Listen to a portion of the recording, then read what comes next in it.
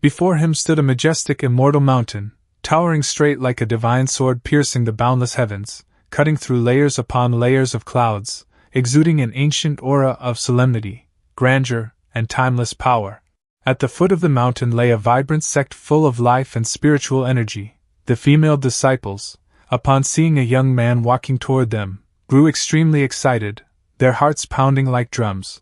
One of them couldn't help but shout joyfully, "Senior brother, we greet senior brother." Suddenly, another female disciple lightly hit the head of the girl who had just spoken and sternly reminded with a flustered tone, "Don't shout his name like that, show some respect." A valiant figure stepped gracefully through a blood-soaked battlefield. The girl's voice, filled with pride and admiration, resounded like a hymn. "Since senior brother came down the mountain, he's crushed every single foe. No one has survived his strike. He's unrivaled by his peers and has even slain those above his realm. He's the Nine Heavens sect's #1 genius. He's even been granted the title of Elder. You gotta call him Elder Yi from now on." The man the female disciples were talking about earlier was now walking leisurely under the golden sunlight, a blade of grass between his lips, a fishing rod slung casually over his shoulder, exuding a lazy yet untamed charm. He was Yi, once a senior brother, now an elder of great fame. His eyes carried the coldness of one who had witnessed countless deaths. As he walked, he sank silently into his own thoughts like ripples vanishing into the abyss. "The only reason I've won every fight since transmigrating here isn't 'cause I'm a badass, it's because I can see the death dates of all living things." Then he glanced at a young man by the roadside bullying a few cats. Above their heads floated numbers representing their remaining lifespans like ghostly countdowns of fate. The cats below showed 263 days, 170 days, while the young man only had 19 days, 1 hour, 21 minutes, 34 seconds left to live. Seeing this scene, Yu casually reminded, his tone indifferent yet faintly chilling, "Bullies always get what's coming to them, so watch your back." But deep down he was calculating with cold precision. If I pick to confront them at the moment of their death, even if I don't deliver the killing blow, they'll still die for some reason, and the credit and reputation will naturally be mine. The young man ignored him, still cursing and hitting the cats, shouting furiously, "You stupid cat, how dare you scratch me!" Yu said nothing more, quietly passing by him with empty eyes, thinking to himself as the wind brushed past his robes, "But having this fate-seeing ability isn't exactly a good thing either." At that moment, above the heads of everyone behind him appeared the same number, glowing faintly. 9,125 days. 9,125 days. About 25 years later, a mysterious catastrophe will wipe out all life, even the sun and moon won't be spared. I stopped fighting 5 years ago. I've been visiting wise men from all races, trying to learn more about the end of the Dharma era. But so far, nothing. The system's death date has never been wrong. Since it's unavoidable, I might as well just chill out and wait for the end. Before long, he arrived home. At the gate stood an old man with silver hair and beard, the number 9,125 days floating above his head, and a young girl peeking shyly from behind like a blooming lotus.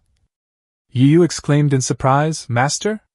The old man waved cheerfully and replied with a bright laugh, "My dear disciple, I've been waiting for you forever." They quickly entered a quiet room. Yu respectfully poured tea for his master and asked with curiosity and caution, "Master, what brings you here? Is something big up?" He sat down, silently watching his master, thoughts swirling like clouds in his mind.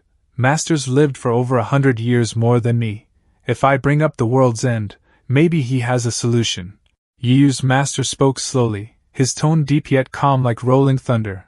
"There is something important." He smiled and continued, eyes gleaming with purpose. "Tomorrow, the 5 great sects are holding the spiritual abyss treasure hunt. The sect master wants you to join our team and help the 9 Heavens sect take the lead." Hearing that, Yu's gaze drifted into emptiness, his thoughts echoing bitterly like a sigh through the void. The world's about to end, and the 5 great sects are still beefing over scraps, pointless. He raised the cup of tea to his lips, took a slow sip, then gently refused with calm determination, "Master, I have more important things to deal with. I won't be able to join this time." His master smiled kindly and said with understanding, "Is that so? Then I'll turn them down for you, my disciple." Yu replied softly, "Thanks for understanding, master." At that moment, his master pulled the shy girl from behind and softly said with a chuckle, "Come, Xinshui, say hello to your senior brother." Yu asked curiously, his tone faintly intrigued, "This is?" The adorable little girl in a cute dress stepped forward politely and introduced herself with a bow. "My name is Shui Xinshui, greetings, senior brother." As she finished, the old master grinned proudly and said, "She's my newest disciple. What do you think, Yu? My little disciple's talent is just as good as yours, right?" Yu smiled on the surface and replied casually, "Haha, that's just great." But deep down he thought with a chill, the world ends in 25 years. If she's only starting to cultivate, no matter how much of a genius she is, she'll still. But when he saw the number floating above her head, he was utterly shocked, spitting out the tea he hadn't swallowed yet in disbelief. 9,99999 days. Yuyu's eyes widened, stammering in astonishment, she. Still stunned inside. What? How can her lifespan break the apocalypse limit? Everything in heaven and earth will be destroyed, yet she'll somehow survive this calamity.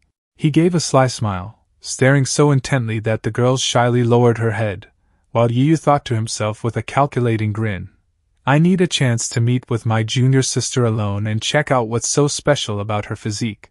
Then he suddenly stood up and said aloud, pretending to act decisively, "Master, I can participate in the spiritual abyss treasure hunt." His master asked in surprise, "Really?" With a determined gaze and confident tone, Yu added one condition, his words carrying subtle intent. "But I have to lead the team for this spiritual abyss treasure hunt." While inwardly grinning wickedly, the team leader chooses the spots and members. "I need a way to keep this junior sister close and research her thoroughly, hee. Yu proposes, master disposes." The old man sighed and said awkwardly, I don't think that'll work." Yu asked with slight disappointment and frown, "Why not?" The old master explained slowly, "Elder Jian is the strongest expert beneath the sect master. He's always led the spiritual abyss trip. Switching leaders at the last minute, especially for a junior like you, would be a huge slap in the face for him. He'll never agree." Hearing that, Yu said nothing. He quietly walked out into the courtyard while the old master looked at him in confusion and alarm. "Humph, why are you?" Yu raised his hand. A crimson energy slowly gathered, then a 3-meter-long spear materialized, blazing with demonic fire. He looked at the spear and muttered coldly, "So it's Elder Jian, huh?" Then he leaned back slightly, took aim, gathering power into his arm, preparing to throw with an overwhelming aura. The old master's face turned pale, shouting in panic, "Disciple, wait!" But before he could finish, Yuyu's spear had already been thrown like a streak of scarlet lightning. Wrapped in flames, the spear shot through the air toward a small house on the opposite mountaintop like a divine punishment. Its speed grew faster and faster, as if tearing through space itself. In an instant it reached the house with unstoppable might. It pierced straight through the locked door with a deafening boom, shaking the heavens and the earth. Inside, 2 people were playing chess when, boom, the doors shattered into pieces of burning wood. One of them stood up angrily, shouting in fury, "Who's there? Who dares attack the Jian pavilion?" From within the smoke and dust, a hand gripping the spear emerged slowly, steady and unyielding. Yu appeared, then smiled calmly and spoke in a polite tone. "Hall Master Yen, please calm down." Yu was being rude. Hall Master Yen approached, rubbing his hands together like a sly merchant, forcing a smile as he asked carefully, "Haha, well, if it isn't nephew Yu, it's been almost 5 years, why the rush? What was so important that you had to destroy a door?" Elder Jian beside him said nothing, but his face darkened in annoyance like a brewing storm. "Hall Master Yen, you don't think putting a hole through my roof is an important matter?" Yu clasped his hands respectfully, lowering his head slightly as he said, "Hall Master Yen, can I take over as the elder leading the spiritual abyss trip tomorrow?" Hall Master Yen looked troubled for a moment. "Your drive to improve is very admirable, nephew." Then he glanced at Elder Jian and continued with a faint smile, "But I'm afraid that's up to Elder Jian himself." Elder Jian glared at Yu, teeth gritted, anger boiling inside like lava under the surface. "This kid is so arrogant, this is too much." After a brief silence, he spoke with forced calm. "Nephew has been very popular lately, a rising star, a monstrous talent, as they say. His palm now surged with powerful spiritual energy, shaking the hall. A sword appeared, floating in Elder Jian's hand. He smirked arrogantly and said, "But who in the Nine Heavens sect isn't an elder like that?" Then, the aura from Elder Jian burst forth even stronger. His disciples outside started whispering excitedly, "This Yu has some balls, coming here to challenge us. Let Master teach him a lesson." Hall Master Yen didn't intend to stop them, thinking to himself, "It'd be nice to see how much he's improved over the last 5 years. But what if I accidentally hurt him?" Then he winked at Elder Jian, "Junior brother." Elder Jian got the hint and replied, "Sect Master, please relax. I only need to unleash a mere glimpse of my skill to let him understand that there is always someone stronger in this world." Yu arrogantly said, "Considering that I am your elder, it would be only proper that you take the first strike and show your manners." The room fell silent. Elder Jian's body trembled with fury. Then he raised his sword and shouted, "Such audacity and disrespect from a junior!" The sword formation behind him flared up. Countless radiant blades took shape like a storm of divine steel. Seeing this, his disciples shouted excitedly, "It's the Eight Swords Heavenly Halberd, Master's famed signature move passed down from the ancient era." Someone noticed something strange and exclaimed, "Wait, no. Something is different." Looking closely, they saw 9 swords instead. Shocked voices erupted. "There are 9 swords. Master has transcended the 8th realm and mastered the 9th level of the art." Hall Master Yen warned nervously, "Junior brother, do not exert your full strength. The consequences might be beyond control." Elder Jian laughed heartily, pointed at Yu and shouted, "You arrogant brat, allow me to teach you the true difference between heaven and earth." With that, he sent all 9 swords flying straight toward Yu, their brilliance tearing through the air like thunderous dragons. The destructive power was immense. The ground shattered wherever they passed, yet strangely, Yu didn't react at all, as if he stood outside the flow of time itself. The swords pierced through the spot where he stood, smashing the wall behind into countless fragments of light and dust. They continued tearing through more walls, carving deep scars across the hall like a heavenly judgment descending from above. Dust filled the air, the aftermath devastating. The surrounding disciples could barely breathe under the oppressive aura. Hall Master Yen grew worried. "Junior brother, if you use that move, how can you possibly join the team expedition after this?" Elder Jian laughed proudly. "Ha ha, my bad indeed. I hope Elder Ye's body is sturdy enough to withstand such a test." His disciples were horrified. Master's 9 swords are too terrifying. Even the stone floor has vanished into nothingness. Senior brother Yu must have been. As the dust settled, the tip of a spear emerged, its aura sharp enough to pierce the heavens. Elder Jian and Hall Master Yen were both startled. Yu was still standing there calmly, completely unharmed, surrounded by drifting motes of light. The disciples gasped in disbelief. "Holy crap, he's still alive." Yu asked casually, "Elder, aren't you going to continue your attack or have you already run out of energy?" The words carried no force, yet the humiliation was immense. Elder Jian's face turned pale with rage. Hall Master Yen beside him felt utterly embarrassed for him. Yu tightened his grip on the spear, took his stance and said, "Then, allow this junior to take the initiative and return the courtesy." Elder Jian raised his sword before him, preparing to counter Yu's attack, his chief flaring in desperate defense. Suddenly, his pupils dilated, his expression filled with horror, his senses unable to keep up with the speed before him. Before he knew it, Yu had already appeared behind him, moving like a ghost that slipped through reality itself. Yu's eyes flashed with killing intent, then he unleashed the heavenly execution technique, a strike that seemed to tear the heavens apart. Seeing the spear thrust toward him, Elder Jian's heart pounded wildly, cold sweat pouring down as the shadow of death loomed.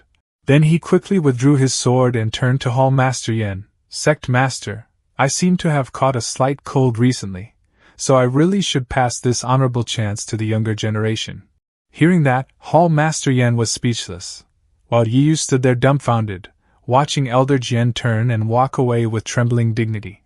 The scene shifts to a small garden. At this moment a pigeon arrives carrying a letter. Shui Xinshui excitedly asks Old Master, "What did Senior Brother write in the letter?" Old Master holds the letter in his hand, only able to give a wry smile as he replies, "Elder Jian has a cold, so he's letting Yi lead the team tomorrow." Shui Xinshui bursts out laughing. Wow, so even a cultivator in the 9 palaces heavenly venerate realm can catch a cold, huh? Old Master helplessly replies, yeah, right. At this time, on a small path, Yu walks while telling Shui Xinshui a few interesting stories. In this world of rampant demons, clashing dragons and phoenixes, and where survival depends on your cultivation level, there once existed a strange anomaly. They were known for their exquisite artifacts and impregnable fortresses. They survived countless challenges from various races and remained a dominant power. For reasons still unknown, they angered heaven, which resulted in a devastating punishment. A storm overflowing with spiritual energy, continuously ripped apart, assaulted, and annihilated the entire city. Once their cities were utterly destroyed by that storm, their civilization and all their records vanished into history. Even 1,000 years later, that terrible storm has not calmed down. And that place which has been under the relentless assault of the spiritual energy storm this entire time, is now known as the spiritual abyss. After hearing what Yu just told her, Shui Xinshui's eyes widen in astonishment, and she lets out an "oh." Then she curiously asks, since the spiritual abyss is so dangerous, why would we even go? Yu replies, because there's a fortune to be gained. It's because it's been shrouded for 1,000 years by the spiritual energy storm sent by heaven. And at the storm's core, among the ancient ruins, a pure, crystallized spiritual energy has formed. This crystal can unlock a living being's potential and drastically lower the difficulty of cultivation. Reaching a small gazebo, Yu stops, hands clasped behind his back, lips slightly curved, eyes half closed, and slowly continues. As long as you're prepared to risk everything, anyone with moderate talent could gain a lifetime's progress in just 6 months to a year. Shui Xinshui lifts her head, her eyes sparkling, her whole body leaning slightly forward as if afraid to miss a single word, her face full of excitement and admiration. Then Yu sits down on a nearby wooden chair and continues. That storm has a calm wind period. Only once every 100 years. Whenever that happens, every major faction on the continent leads teams into the ruins to harvest the crystals. For cultivators, there's no event more important in a century than this. After finishing, Yu notices the excitement in the girl's eyes and asks, don't you want to go see what the ancient site hidden by that storm for 1,000 years looks like? If you miss this chance, the next one won't come for another century. Shui Xinshui shouts in excitement, I really want to go. But in an instant, her voice turns gloomy. But I've just been accepted by the master, and my cultivation level is still so weak. Is that really okay? Yu raises his thumb confidently and assures her, your senior brother is actually leading the team for our 9 Heaven sect. It's up to me who joins this trip. As long as junior sister wishes to go, why wouldn't I take you out to see the world? Hearing that, the junior sister's face lights up with joy. Thank you so much, senior brother, you're the absolute best. Yu smiles at his little junior sister, thinking to himself, even if junior sister tried to refuse, I'd still make her come. I spent 5 fruitless years trying to solve the mystery of the world's end. It's so rare to find a clue like this in junior sister. I have to try any method I can. The spiritual abyss is full of fascinating resources, and after 5 years wandering the continent, I happen to know how to utilize them. When the time comes, I'm absolutely going to figure out what kind of divine power lets this girl survive the apocalypse. After thinking that, Yu clears his throat and says, Ahem, as promised, I asked junior sister to come today to teach you a few cultivation tips. Then he raises his hand to examine his junior sister's meridians and continues. Before we begin the lesson, let me check on junior sister's current condition. Yu's 2 fingers lightly touch Shui Xinshui's wrist, and countless illusions suddenly appear in his mind. A huge eye opens, staring directly at Yu. He is utterly shocked, thinking, what is this, an enemy attack, or an illusion? Within the illusion, Yu sees a group of people laughing loudly, their eyes glowing red, and behind them are countless corpses impaled by large thorny trees, hanging high in the air. Not far away, a familiar figure appears. It's his master, but now he's injured. He thinks to himself, Master, is he injured? Who did this to him? Whose doing is this? Is this a memory that someone witnessed?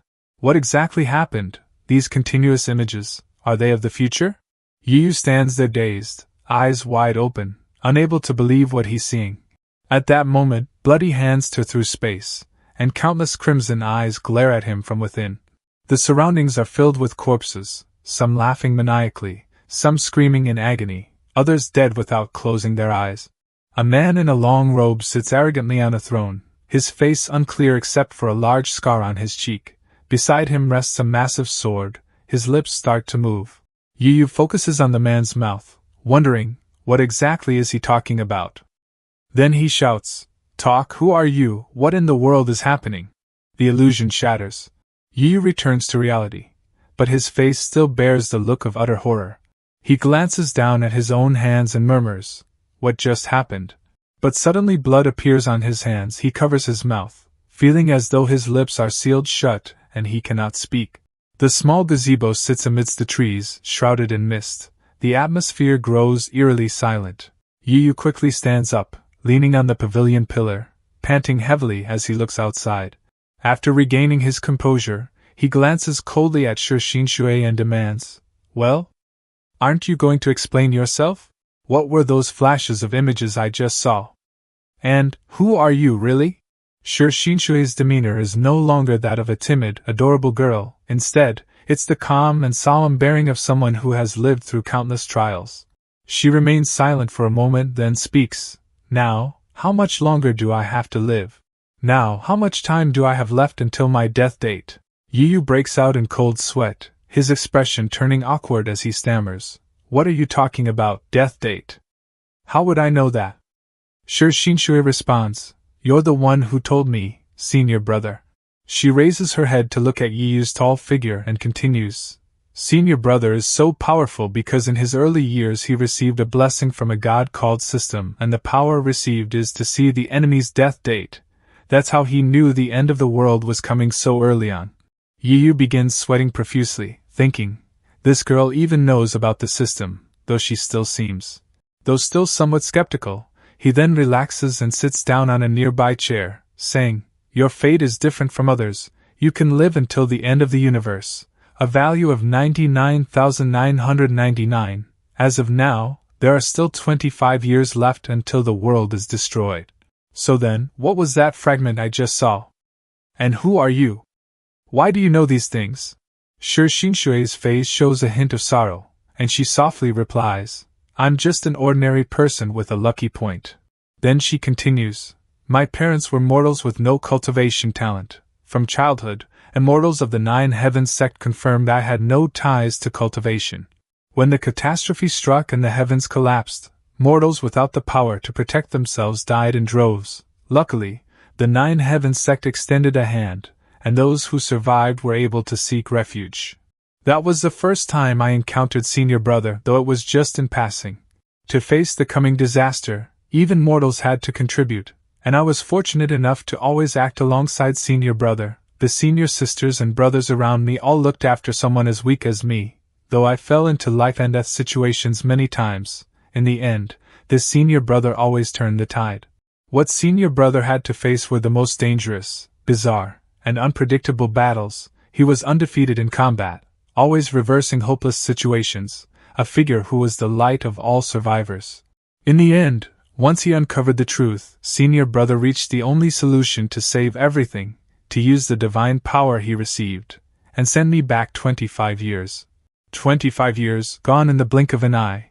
Only if we act now do we stand a chance to change the outcome." Hearing that, Yiyu's face turns blank, as if staring at a lunatic telling a story, muttering under his breath, "A girl who crossed time? Stein's Gate?" Shui Xinshui, seeing that expression on Yiyu's face, bursts out angrily, "What's with that expression? Everything I'm saying is true." Yiyu carefully observed Shui Xinshui at this moment, then compared her to how she was when they first met and thought to himself, "Her personality has changed so much, even though I haven't known junior sister for long. The way she is acting now feels like someone who already knows me well." At that moment, Shui Xinshui spoke again, "Senior brother, for me, a child of a farming family, to suddenly have top-tier cultivation talent is the best proof. This is the divine afterglow you left behind." Junior sister shouted, "You must believe me." Yiyu helplessly replied, All right, I believe you." He thought to himself, with the system itself showing a unique value of 999999, There really isn't anything to doubt. Then Yu continued to ask, so, who is the enemy? If even the me 25 years later who can reverse time can't defeat them, what do we do now? Shui Xinshui replied, the enemy is the gods, the spiritual abyss is the poisonous fruit left behind by the gods.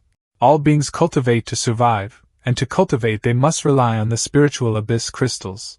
What no one knows is that once you use the spiritual abyss crystals, your soul becomes tainted, forging a connection with the gods. The moment that connection is made, you become a servant of the gods for eternity.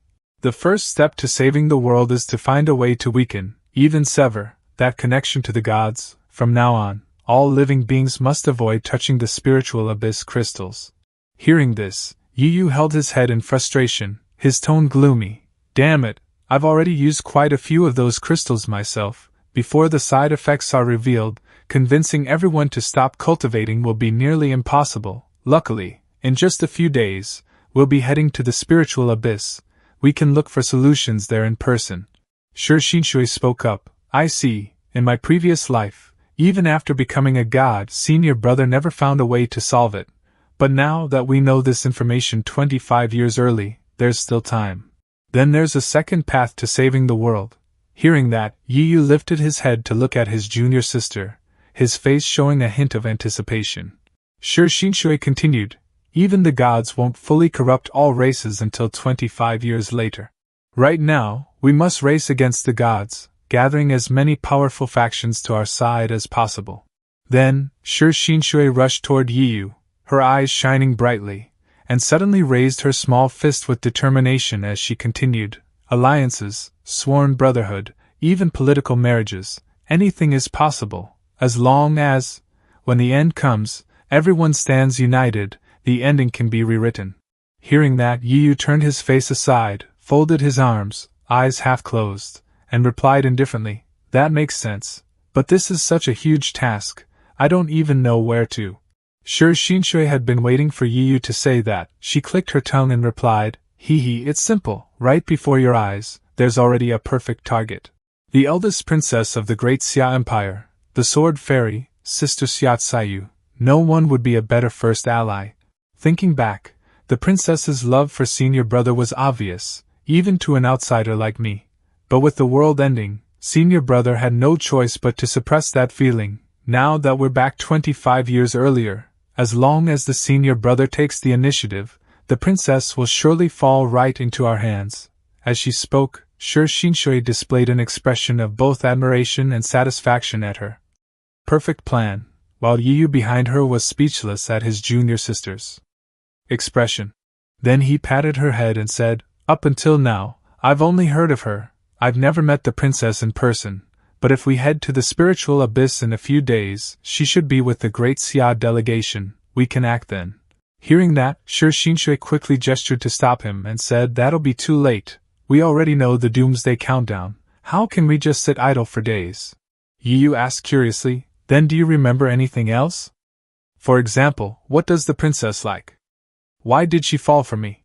Shui Xinshui scratched her head, answering awkwardly, now that you ask, my memories are getting fuzzy. I'll probably need to see something significant to recall more.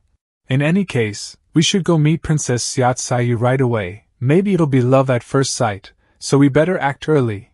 Then she grabbed Yu's hand and dragged him out of the pavilion. Before long, the two arrived at a small town. Shui Xinshui stood absent-mindedly amidst the bustling crowd. After a moment she spoke, so many people, in my past life. I never saw this many gathered together. Is there some kind of festival? Yu replied, the only festival around this time is the spiritual abyss treasure hunt. He adjusted the wide-brimmed hat on his head and continued, scattered cultivators who want to borrow Great Xia's ships to seek treasure in the abyss are countless. Shui Xinshui looked at Yu curiously and asked, why did the senior brother change clothes? Wouldn't it be better if Sister Xia saw you directly? Yu explained as they walked. The Nine Heavens sect hasn't allied with the Great Xia Empire yet. I'm an elder of the Nine Heavens sect. An elder's visit must be formally reported. Meeting the princess openly would just complicate things. Not long after, they arrived at a tall building. Yu looked around and smiled, as if this was one of his favorite places. He looked up at the signboard reading Manhwa Tower, and suddenly said, this time, I'm only here to gather some intel. Let's first check out the place where news travels fastest. Then he led his junior sister inside. Before their eyes appeared tables filled with delicious dishes, sweet and sour ribs, steamed buns, roasted whole chicken. Seeing the food, Shui Xinshui's eyes widened, her cheeks flushed. Clearly this was her first time seeing something like that. Seeing her expression, Yu asked, "You never had food like this back at the Nine Heavens sect in your past life?" Shui Xinshui sighed softly and replied sadly, "Back then, everyone was just trying to survive the end of the Dharma era.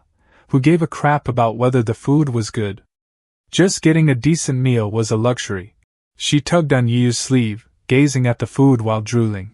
Yiyu suddenly pulled her closer, pointed ahead, and said, "Well, if you never got the chance to try it, then your senior bro will make up for it today. The buffet's over there. Go see if you find anything you like." In front of her was a towering display of food piled high like a mountain. Shui Xinshui couldn't help but drool again. She looked at the food tower in awe. "That's gotta be several hundred coins, right?" Yiyu then spoke to the waitress at the Diheng Tower. "Excuse me, can I get a table in the VIP section? Somewhere quiet where we won't be disturbed." Seeing Yiyu's shabby appearance, the waitress replied, "Sir, our tables here are by reservation only. If you want a spot in the VIP section right now, I'm afraid." Suddenly Yiyu took out a large silver ingot and placed it in her hand. Seeing her hesitate, he took out another ingot and asked, "What about now?" Soon after, the two were seated at a table upstairs overlooking the scenery below. Shui Xinshui held the menu, choosing dishes. She glanced at the prices on the menu and looked up nervously at Yiyu, whispering, "Senior bro, this place looks kinda pricey." Yiyu didn't reply to his junior sister. He simply rang the bell and shouted, "Order away, order anything." Then he told the waiter, "Bring us one of everything on the menu. To start, we'll order more if it's not enough." Shui Xinshui's mouth dropped open, stunned by the extravagance. Yiyu smiled softly and said, "I know girls like pretty desserts, but I'll need your help figuring out which ones are the best." He placed a large bag of coins on the table and continued, "Here, take this. If there's anything else you want to try, feel free to buy it, don't hold back." Then he stood up and walked away, while Shui Xinshui's eyes sparkled as she watched her senior brother's back, unable to stop herself from exclaiming, "You're the best." The inside of the Diheng Tower was lively and bustling with people. Yiyu had stepped out onto the balcony, carefully observing and evaluating each person. He thought to himself, "The Great Xia dynasty has some decent top-tier fighters, but their foundation is nothing compared to the Nine Heavens sect. I heard that for the annual trip to the spiritual abyss, they sell spots to rogue cultivators to keep their team's strength on par with the other powers. Princess Xia, being imperial royalty, must be involved. This might be a good chance to follow the lead." Suddenly, he noticed a man sipping wine alone and analyzed silently. "That guy's been drinking alone for a while, and he keeps checking everyone out. His clothes and aura are something else. To be so relaxed here, he must be a big shot. Maybe I can get some info out of him." Without hesitation, he approached and started a conversation. "Drinking alone seems a bit dull, brother. Since fate brought us here, would you care to share a drink?" The man smiled and replied, "Huh, why don't you just cut to the chase? No need to be so polite with me." Yiyu laughed. "Haha, alright, I'll be straight with you. The trip to the spiritual abyss is coming up, and a rogue cultivator like me won't get much out of it alone. I heard the Great Xia's airship is about to leave. You seem like a man of influence. Know any way I could hitch a ride?" Seeing Yiyu's shabby appearance, the man sneered and spoke mockingly. "You want a spot on the Great Xia Imperial Dynasty's ship? First, you gotta ask yourself if you're strong enough. The dangers in the depths of the spiritual abyss don't give a damn about a silver tongue. You'll just end up getting yourself killed." At that moment, Yiyu took out a jade flask shimmering with green light, intricately engraved, and said, "You've got a point, but I'm an orphan with no connections, so I honestly have no idea what level of strength is even good enough. Here, this is some aged wine from my personal stash. It's nothing special, just something to pass the time. I was hoping you could give me a pointer or two." Seeing the flask, the man was stunned, spitting out his drink in shock, thinking, "Whoa, this wine is packed with spiritual energy. How can a mere rogue cultivator have something this amazing?"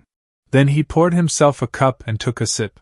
His face turned red, eyes closed in satisfaction, and he said, "Follow me." Yu followed him, carefully observing the surroundings and thinking, "Looks like I picked the right guy. Anyone who can walk in and out of a military camp like this is no small fry." After a while, 2 soldiers blocked Yu with their swords. A woman's voice shouted, "Wushwang, who gave you permission to bring someone into the military camp?"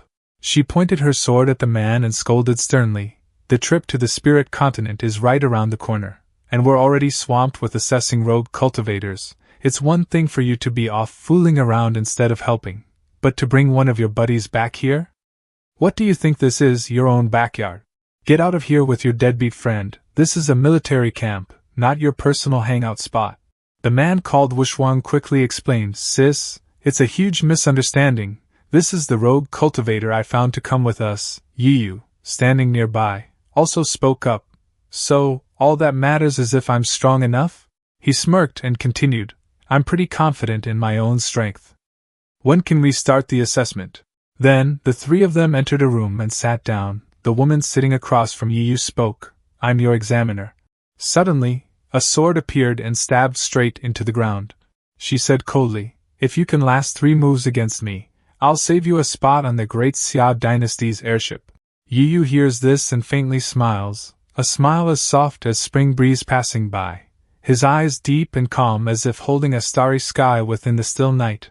3 moves and I'll earn a place on the ship. Heh, is this just a show of power? A spark of excitement flickers within his heart. His hand rises gently forward, the corners of his lips curving into a composed yet confident smile. "Please, enlighten me." The girl gazes at him intently, her eyes cold as frost cutting through mist, a faint trace of mockery flickering deep within. "That smug face of yours, let's see how long you can stay so calm." The thought barely forms before her figure blurs into light, like a flamingo's soaring through the clouds, leaving behind only a faint shimmer where she once stood. In the blink of an eye, spiritual energy surges, her figure streaks through the air like lightning, appearing before Yu, eyes gleaming like starlight, her fist cutting through the air carrying a tempest like roaring thunder.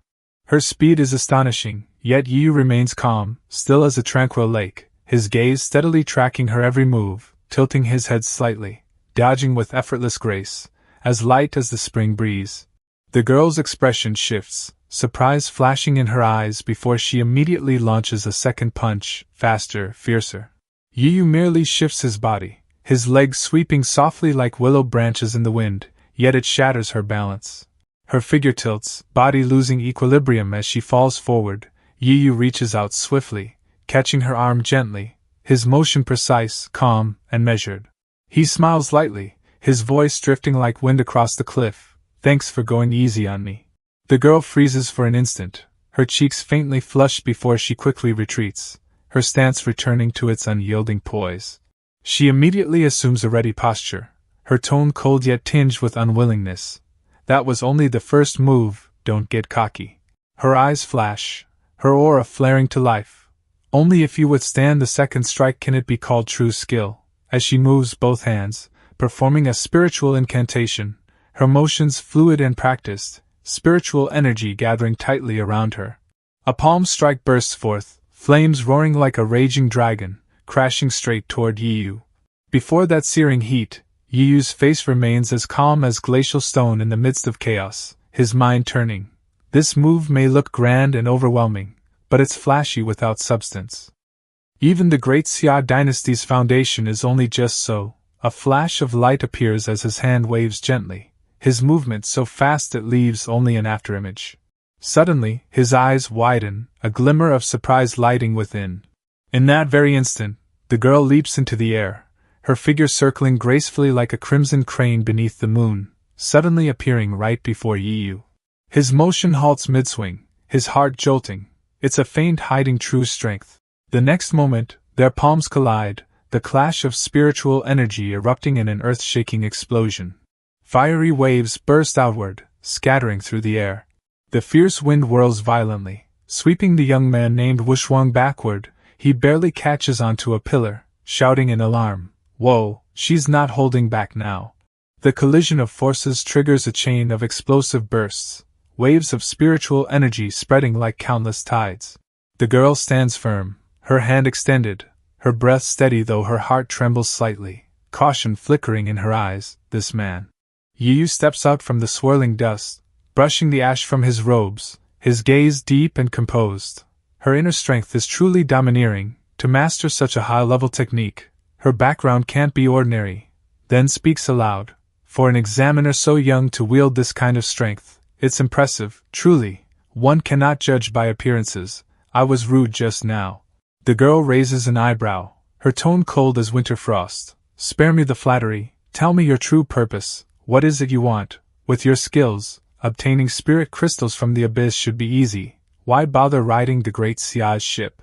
Yu hesitates, his eyes wavering. The girl sees his falter and her tone hardens. If you have some unspeakable reason, then find another ship. The great Xia will not take you aboard.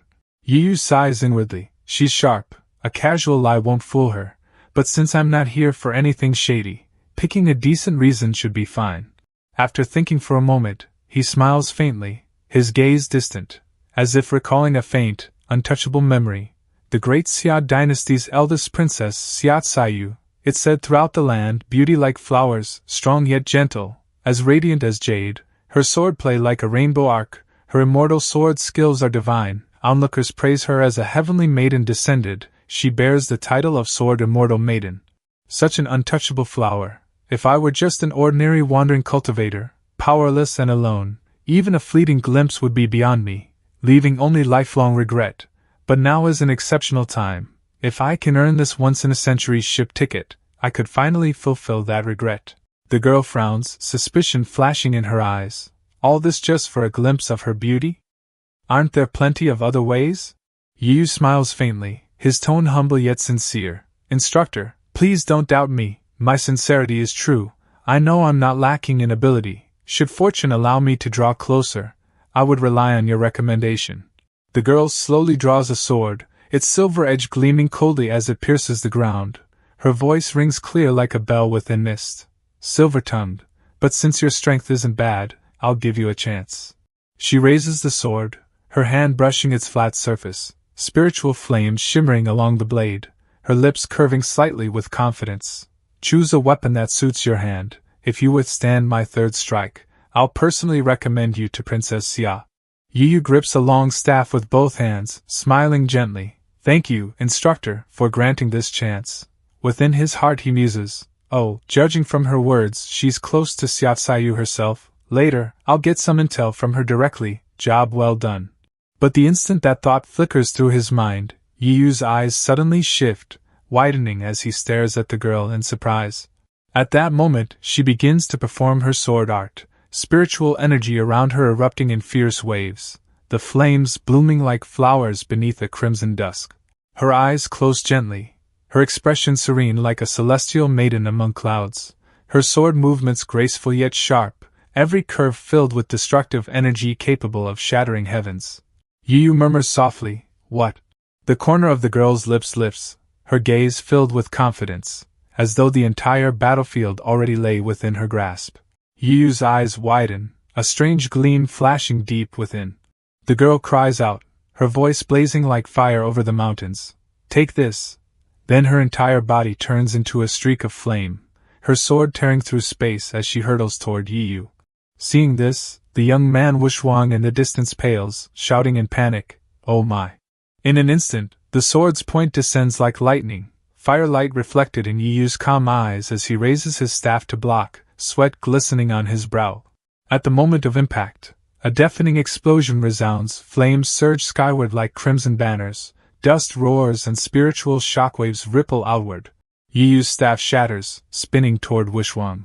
Yu is blown backward, landing heavily, yet his eyes still gleam bright amidst the smoke, his breath steady as he speaks. Truly worthy of being an instructor of the great Xia dynasty. It is I who lost. He rises, brushing ashes from his shoulder, looking toward the girl before him, his tone solemn, filled with respect. This third move, its power far exceeded my expectations, even giving it my all, I could not withstand it. Walking toward Wushwang, he scratches his head with a wry grin. Ha ha, brother Wushwang, I've caused you trouble. Wushwang replies shyly, ah, but we could at least become friends. Yu turns slightly, about to leave, when the clear voice of the girl calls out behind him, "Stop. You may see Princess Xia." Yu blinks in surprise, murmuring, "Huh?" He turns back with a calm smile. "Well, I did agree to the wager. With my limited skill, I'd best not." Before he finishes, the girl tosses a small golden pouch. The object spins lightly through the air before landing softly in Yiyu's hand. Her face flushes faintly, her tone embarrassed yet serious. "Take this sachet as a token, on the Lingyuan ship. With this, you'll be granted an audience with Princess Xia. This item is very important, do not lose it." Yiyu gazes at the sachet in his hand, delight gleaming in his eyes before bowing slightly. "Then I shall thank, instructor of the great Xia dynasty." The scene shifts to Dihing Tower. Seeing what lies before him, Yiyu can only sigh helplessly. Before him stands a towering pile of dishes like a mountain of jade plates, the aroma of wine and food filling the air. Shui Xinshui lounges on a chair, her stomach round as a drum, eyes shining brightly as she sees Yiyu and cheers. "Senior brother, you're back." Looking at his junior sister, Yiyu can only smile bitterly, his tone weary. "Your appetite, it's really something." Shui Xinshui suddenly remembers something, her eyes lighting up excitedly. Senior brother, have you heard of the spirit refining spring at the Imperial Banquet Tower?" Yiyu frowns slightly, thinking, that name sounds a little familiar. Shui Xinshui quickly adds, "It's that hot spring at the very top. They say it tempers spiritual energy and raises cultivation. I overheard some chatter. Its effects rival Lingyuan crystals. When one's cultivation is low, soaking while training strengthens the body, invigorates the blood, builds physique, beautifies skin and hair. So many benefits." Yiyu's eyes widen, astonished. "That good? You want to try it, don't you?" Shui Xinshui looks a bit downcast, her voice soft as wind. "I really do, but today the Xia Imperial clan reserved it. Let's keep it in mind. Next time, we'll come explore." Yiyu chuckles, a playful glint in his gaze. Saving the world is a race against time. Why wait for a next time? Shui Xinshui hears this and her face shows both fear and excitement. "But senior brother, if we sneak in like this and get caught red-handed?" Yiyu smiles reassuringly, his tone confident. "You just soak, I'll keep watch. If anyone comes, with my speed, I'll snatch you out before anyone notices." He pulls the sachet from his chest and hands it to her, his tone gentle. "Here, take this," she asks curiously. "This is?" Yiyu smiles softly, warmth and pride in his tone. "A cultivation-aiding sachet. It's an essential item for beginner cultivators. Later, Master will give you incense and such for entry-level practice. Keep it by your side while soaking, it'll raise your absorption efficiency." Inside the great hall, moonlight ripples across the water's surface. Shui Xinshui places the sachet beside her and slips into the spiritual spring, warmth spreading across her body. She sighs softly, murmuring, "So comfortable." In her mind echoes Yiyu's earlier warning. "I adjusted the formula inside the sachet to the most efficient ratio. The hot spring's effects have strong aftershocks. Don't overdo it. If you feel unwell, you must leave early." Thinking of that, Shui Xinshui clenches her fists, determination shining in her eyes. "Who knows if I'll ever get another chance to train here, and with a sachet specially prepared by senior brother. I absolutely cannot let senior brother's expectations down. But this sachet's design is really unusual. Could senior brother have a maiden's heart?" Outside, Yiyu keeps quiet watch, the night breeze brushing his robes, his gaze distant. "Nearly 2 hours already. I didn't expect this girl to endure this long." That spring's effects boost body refining techniques. The path of physique training is one of constant transformation and pain. I only meant for her to taste it briefly, then return when her cultivation was higher. But now, I underestimated her. With this willpower, when the time comes to choose between body cultivation or spiritual cultivation, perhaps I really should consider passing her some true teachings. The little lowly brandishes a spear, sweeping at the enemy's legs, hee. At this moment, the system displayed the number 18 days. Yiyu panicked and shouted, "Damn it, why did her fate value jump to 18? At this time Shui Xinshui was on the verge of losing her soul. Yiyu quickly rushed inside. After pulling her out of the water, he covered her with a cloak and said, "Scared to death, even doomsday couldn't kill you, yet you almost perished in a hot spring. What can I even say to you? Sigh, girl, you're way too stubborn. At that moment, Yu was completely unaware that the girl who called herself instructor had appeared right behind him. Immediately, she grabbed a water scoop and charged to attack. Yu quickly turned to defend, then countered with a move that sent the girl flying backward. By accident, the cloak on her body slipped off, leaving her sprawled unconscious on the ground. Yu froze in shock for a moment, thinking to himself, today really was the Xia clan's private reservation. After some time, that girl appeared again at the bathing pool. She slowly regained consciousness, dazed, and found herself soaking in the water, her body covered with a cloak. Holding her head, she thought to herself, how did I fall asleep here? She recalled that after defeating Yu, she had gone to beat up Wishwang, whose head was now swollen like a pig's. He spoke with a tone full of grievance. Sis, stop hitting me, I thought I won? So why are you still using me as a punching bag? The girl glared at him furiously with blazing eyes. Cut the crap. A prince of the Xia family should lead by example. You just laze around all day without a single ambitious thought. With your pathetic cultivation, what right do you have to stand before the rogue cultivators who look to us? After scolding him, she stared blankly at the sword before her, cheeks flushed as her mind drifted back to Yu. It's true, there really are hidden masters among the rogue cultivators who exist outside the major powers.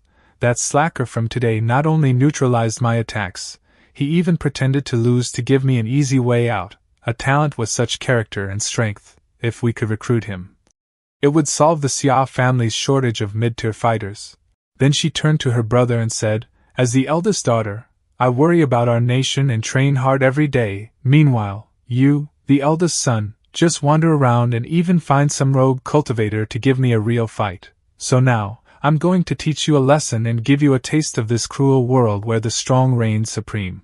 Wishwang clung tightly to her sword and shouted, You've got it all wrong, I swear, I just met that rogue cultivator by chance.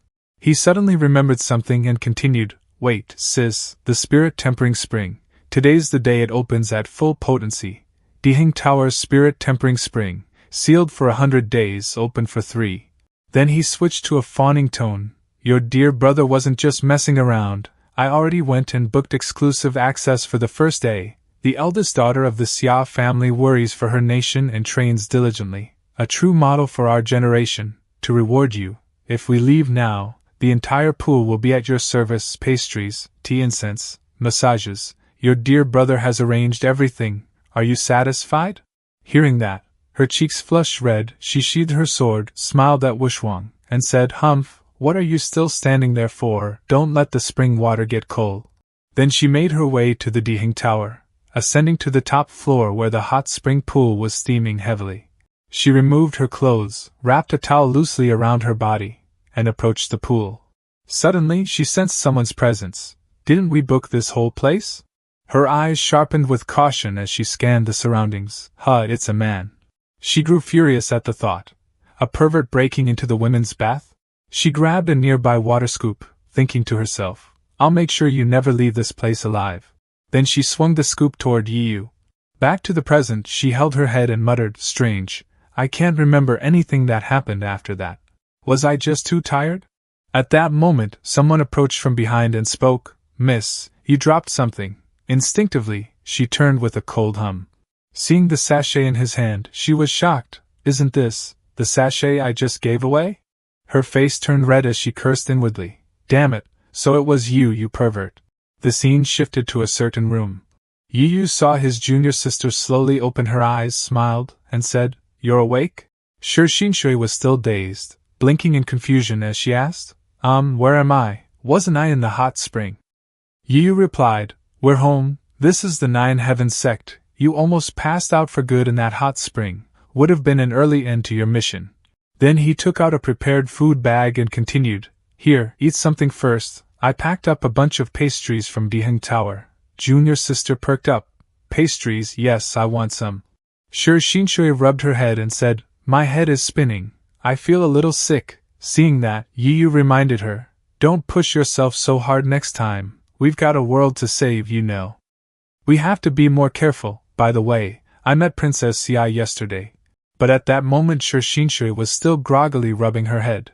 After a while, she finally caught up to the topic and asked excitedly, Where did you meet her? How, what kind of impression did you make? Did Big Sis Xiao fall in love with you? Yi replied, Whoa, hold on, you're skipping several steps ahead. Then he turned his face aside, speaking shyly, Well, first we were strangers who met by chance, then we had a heart-to-heart with our fists, and finally we bared it all, something like that. I think I made a good impression. Shui Xinshui, hearing that, urged eagerly, Details, stop being so cryptic, you're killing me. Yu at this moment noticed something. His gaze toward junior sister grew a bit strange.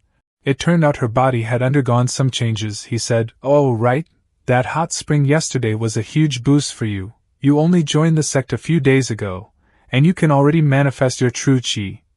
You're a total once-in-a-neon genius. Your condition is perfect right now. Stop daydreaming and focus on stabilizing your cultivation. I'll find some basic technique manuals to teach you the fundamentals in a bit. Suddenly, Shui Xinshui shouted loudly, Crap! Yu blinked, not understanding what was going on. Shui Xinshui quickly said, Second senior sister asked me to meet for morning lessons today. I think I'm already late. Yu smiled and said, Junior sister Jean Wen? She's a nice person. If you didn't show up, she'll probably just come give you some private tutoring. Don't worry. Just then, a girl appeared at the door, and Shui Xinshui's voice echoed faintly from inside. This is about my first impression. At that moment, the girl pushed the door open under the puzzled gaze of Yu and Shui Xinshui. She gently spoke, Good morning, senior brother. I've come to give our little junior sister her morning lesson. This was most likely Shui Xinshui's second senior sister, Jean Wen. Now Jean Wen was passionately lecturing, from the 9 heavens above to the 100 rivers of the underworld, a constant struggle for resources, territory, and even the right to survive is always being waged. The powerful of the myriad races watch like hungry tigers, while the weaker races can only struggle to survive in the cracks. Our human race also fought its way out from among them. Today, we are one of the top 10 dominant races, ranked 9th. Shui Xinshui listened attentively to her second senior sister's lecture while following along in her book. Jean Wen continued, The survival of a race often depends on the number of its top-level guardians. The fact that the human race can live in peace today is all thanks to a large number of top-tier great experts who keep the other races in check. We must all cultivate diligently and strive to become a star of the human race, just like senior brother. Because the number of top experts determines the survival of a race, every race invests heavily in any method that can cultivate more of them. But a peerless expert is a miracle born from the intersection of hard work and opportunity. Even if you spare no expense, the success rate is still a matter of luck. For an entire race, betting your survival on luck is an extremely dangerous thing to do.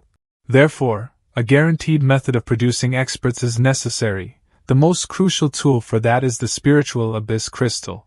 It can awaken a cultivator's potential, allowing them to reach the peak of their cultivation decades or even centuries early. It drastically reduces the trial and error cost of nurturing top experts. Only the 10 dominant races are qualified to monopolize the spiritual abyss, and this creates an unbridgeable gap in the rankings. Not only that, but I've heard the spiritual abyss crystal has some even more mysterious effects, like extending one's lifespan. It's crazy. There are even rumors it can lead to ascension. In short, it's the treasure of all treasures, a supreme treasure that's tied to the survival of our race. Shui Xinshui curiously asked, Senior sister, have you ever wondered if something so perfect is really plausible? She then seriously presented her reasoning.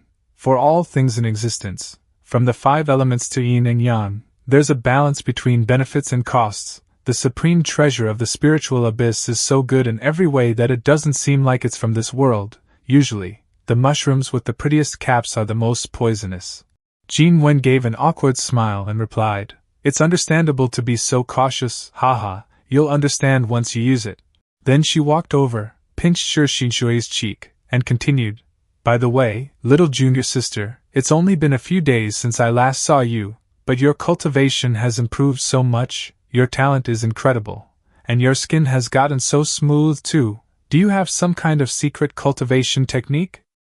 Shui Xinshui stammered, well, Jean Wen quickly added, Oh, and it's not just your skin, you have a special, fresh scent about you too. Shui Xinshui asked back, no way, do I? Jean Wen looked at her face and went on, Oh, you're blushing, you definitely have a secret, I'm so good to you. And you're keeping things from me, come on, let me get a good look, Shui Xinshui shyly shouted. Senior sister, stop it. Yiyu, hearing this from outside, was completely speechless, unsure what to do. Then from inside came a voice again, hey, don't squirm. Yiyu couldn't stand it anymore, turned his face away, and spoke up.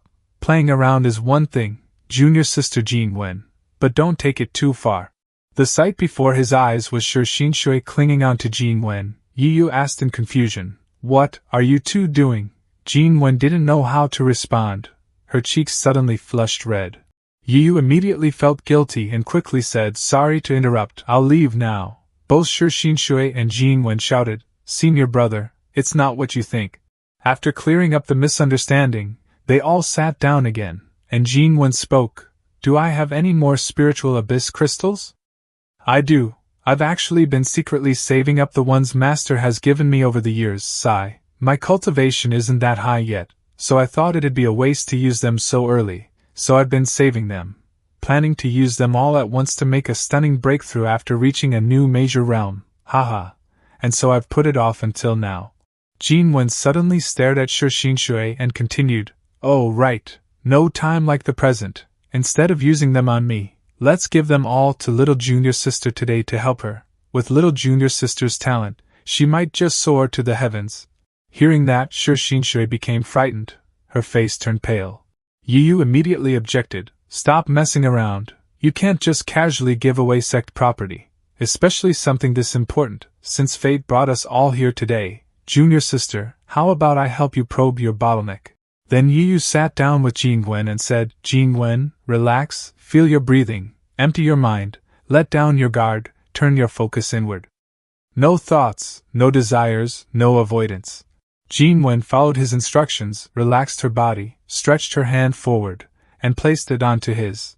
At this moment, Yiyu entered Jin Wen's divine soul, thinking to himself, so this is junior sister Lin's divine soul life flame.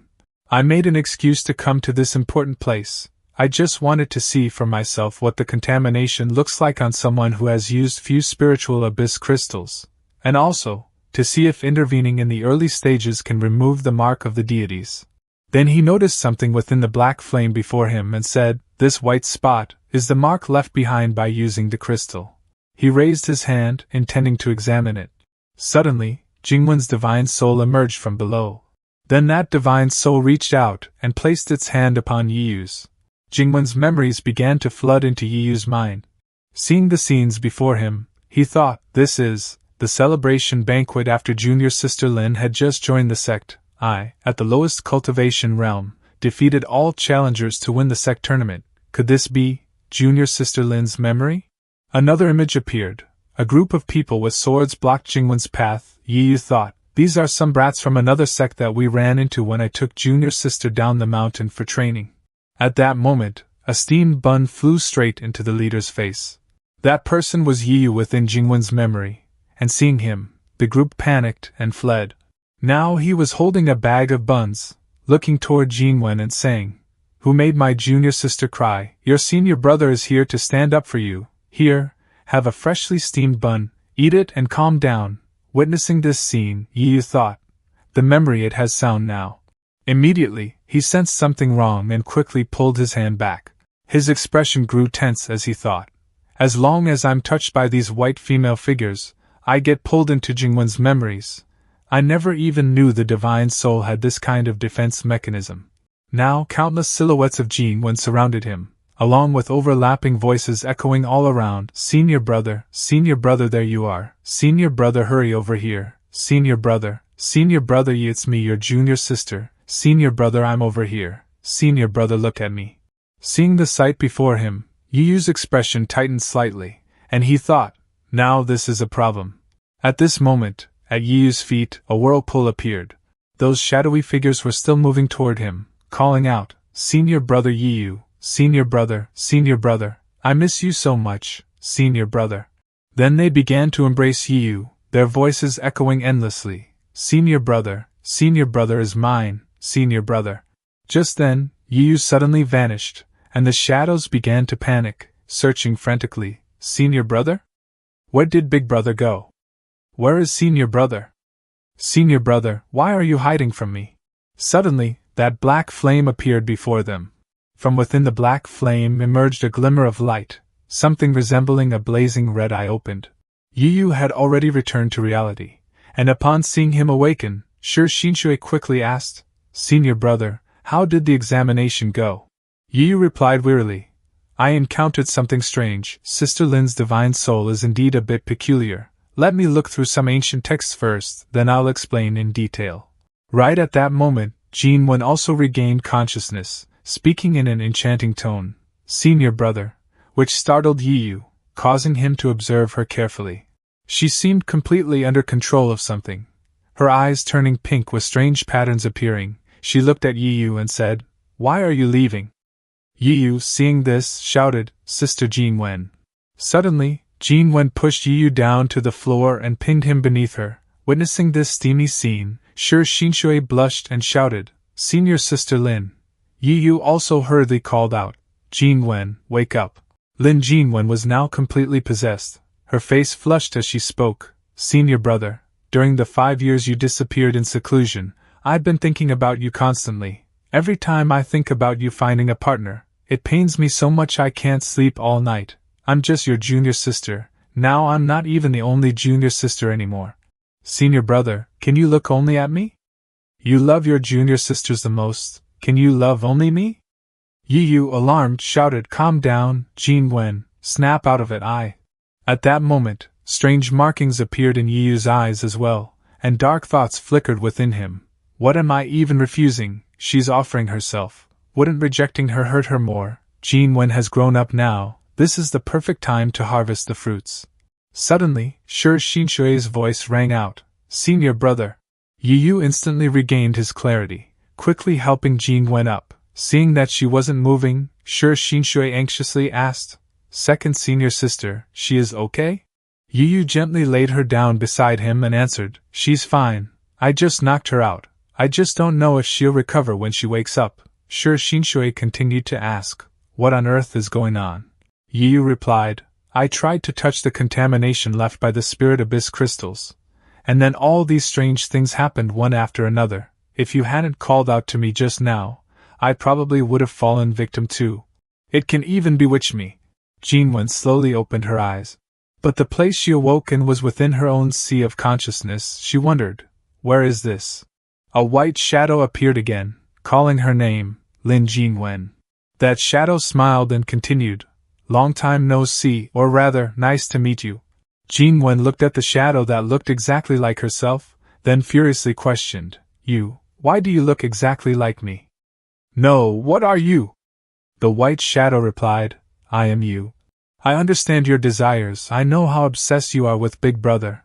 This burning desire makes me unable to resist helping you out.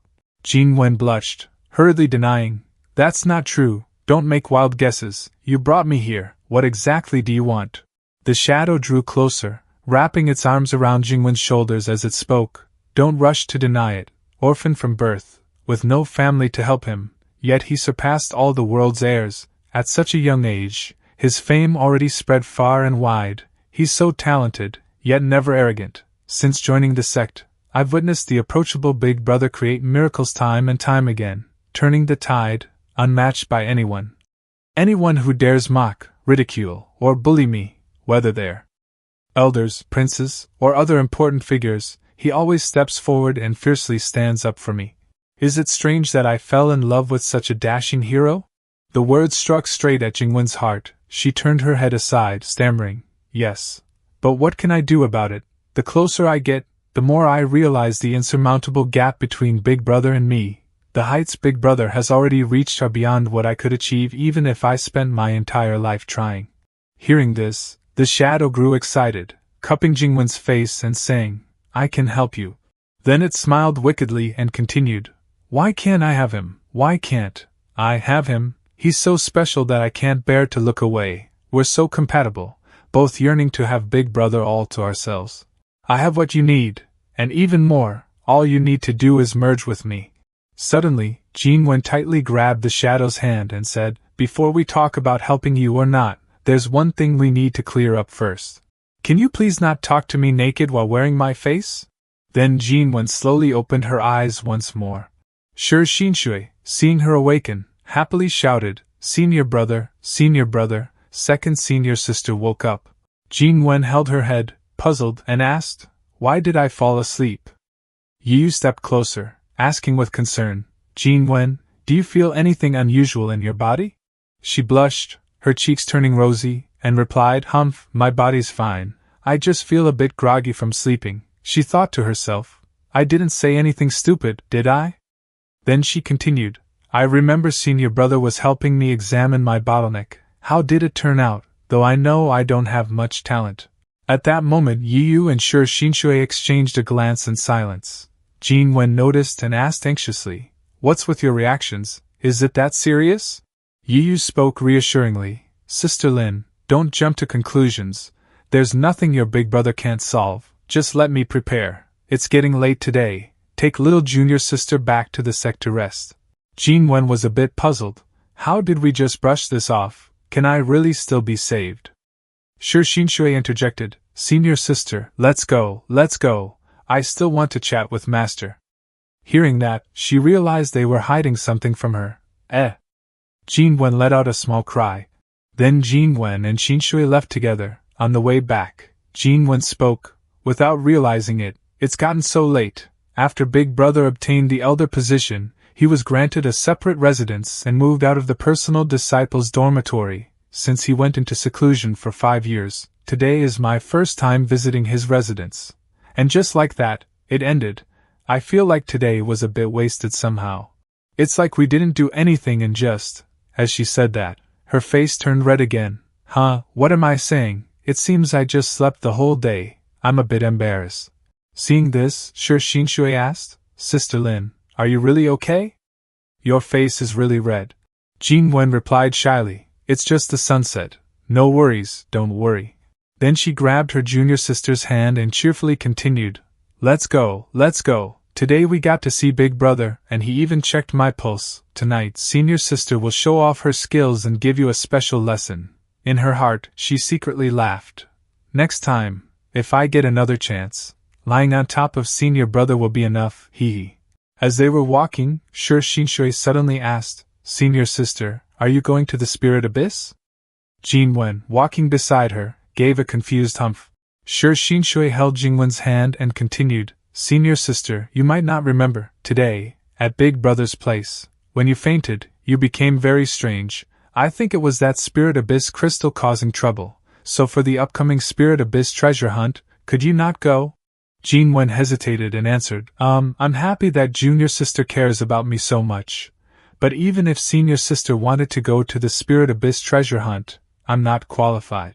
Our human race currently has 5 pillar factions. Besides the 9 Heavens Pavilion, there's also the Great Xia Dynasty, the Southern Emperor Alliance, the Profound Gate, and the Pure World Sect. The 5 factions can't really do anything to each other, but there's only one Spirit Abyss. To avoid internal warfare among humans, the peak cultivators of the 5 major factions established rules. The Spirit Abyss treasures exist to cultivate juniors, so cultivators and elders with excessively high cultivation shouldn't get involved. Each faction can send out 10 juniors plus 1 team leader to participate.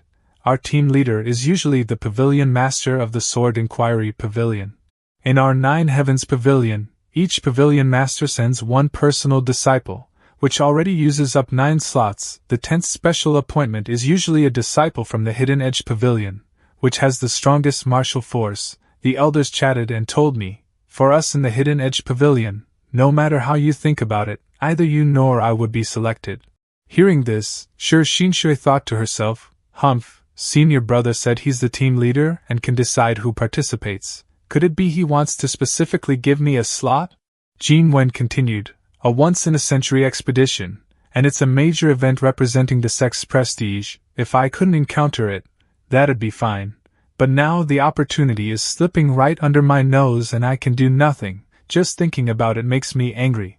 Shui Xinshui shouted inwardly, if I openly pull strings like this, how can I maintain a good relationship with senior sister in the future? At this point, Jingwen's cheeks flushed slightly. She turned her head away shyly and continued speaking with admiration. But if it's Big Brother Yu, he's different. He's too amazing. He didn't become a personal disciple much earlier than me, but now the gap between him and me is like heaven and earth. Thinking back, when I first met him, his lack of heirs made me look down on him. A personal disciple big brother who's so nice to outer disciples, humph, he must have no real ability, so he can only keep his tail between his legs. Master found big brother not long before taking me in. It must be because he has no ability and can't bring glory to Master. In the future, Master's reputation will have to rely on me, the big senior sister, to uphold it. Hee, as you can see. The result was the opposite. I'm the one hiding under big brother's wings, using his authority. Every time he achieves something, it feels like just yesterday. I just stand behind him, and all those who challenge him, threaten him, or mock him, big brother beats them all until they're knocked flat. Disciples gather around him in celebration. Master is often shocked but ultimately laughs heartily. Famous important figures visit from time to time. Shui Xinshui glanced at Jingwen and said, "Senior sister, you really like big brother, don't you?" Jingwen's face turned red again, and she said nothing. She smiled and told Xinshui, "Watch what you're saying, don't go spreading that around. My feelings for big brother are that." Jingwen carefully looked left and right, making sure no one was nearby. Then she leaned closer and whispered to Xinshui, "I have just a little bit of those feelings for big brother." "No, I mean I value him quite highly," Shui Xinshui slyly asked. "Oh, really just a little bit? Really just value highly?" Jingwen coughed awkwardly. Cough cough, you're still young right now and can't understand senior sister's feelings yet. The relationship between senior sister and big brother is, well, when you grow up, you'll understand. At that moment, a voice suddenly rang out. "What's there not to understand? This woman just isn't worthy. Such clever eyes. You must be my little junior sister, Shui Xinshui." Jingwen and Xinshui turned toward the source of the voice. A young man stood there, with two people behind him scattering flowers in the air. He continued, "I apologize for not meeting you sooner. Senior brother was remiss." He introduced himself. "Nice to meet you. I'm your third senior brother, Ingma." "Excellent. Worthy of being my junior sister. You've only been in the sect a few days, yet the true energy in your body is already faintly manifesting externally. This progress speed is much stronger than your senior sister standing next to you, who's been cultivating for years and is stuck at the foundation establishment stage, neither up nor down. With junior sister's talent, how could senior brother come empty-handed when meeting you? Here's a gift senior brother specially prepared. With this item's help, junior sister's cultivation path will definitely be smooth and unobstructed. If junior sister needs anything in the future, just ask her senior brothering for help." Hearing those words, Jingwen's expression immediately soured. She shot him a glance and said, "He talks a good game, but with this kind of show you're putting on, don't think I don't know what you're trying to do. Taking advantage of little junior sister's shallow cultivation to invest early and win her over with benefits. Investing small favors to get junior sister to wave flags and cheer for you in the future." Ingma admitted frankly, "What's wrong with that? As if I'd try to win over a mediocre person like you. The reason my prominent family clan can remain prosperous is precisely this far-sighted vision. Junior sister's future is destined to be beyond your reach. Getting close to me early is the true path of cultivation. As for you, what can you offer junior sister? A half-baked senior sister should stay away early and not delay junior sister." Suddenly, Shui Xinshui interjected, "Little junior sister doesn't like hearing such words. Junior sister is new to the sect and has been fortunate to receive guidance and care from big brother and senior sister. Senior sister said that in the path of cultivation, both talent and opportunity are indispensable. Anyone willing to help me is junior sister's benefactor. If I accept this gift, I'd have to distinguish between superior and inferior among senior brother and senior sister. This would go against junior sister's principles." Xinshui thanks senior brother for his kind intentions. Jingwen smiled and said, "Well said, little junior sister." Ingma looked surprised and asked, "Junior sister, won't you first look at what the gift is before deciding?" Senior brother's words were indeed a bit inconsiderate, but that. Jingwen interrupted sharply, "Never mind all that. Take your gift and go back by yourself. Junior sister, let's go." After saying that, she happily led Xinshui away. They had only walked a few steps when Ingmo's voice called out again. "Third senior brother's gift is a creation pill. Junior sister, won't you really reconsider?" Jin Wen stopped in her tracks. Xinshui asked curiously, "Seen your sister?"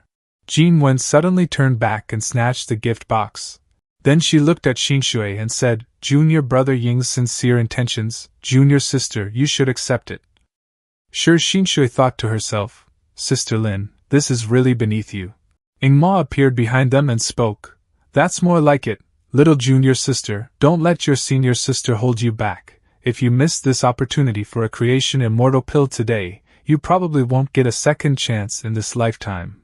Sure, Xinshui turned back to look at Ingma and said, "Big brother once introduced senior brothering to me," he said. Ingma is dignified in appearance and straightforward in character. However, he often mentions his prominent clan and frequently argues with second senior sister, giving people an aggressive feeling.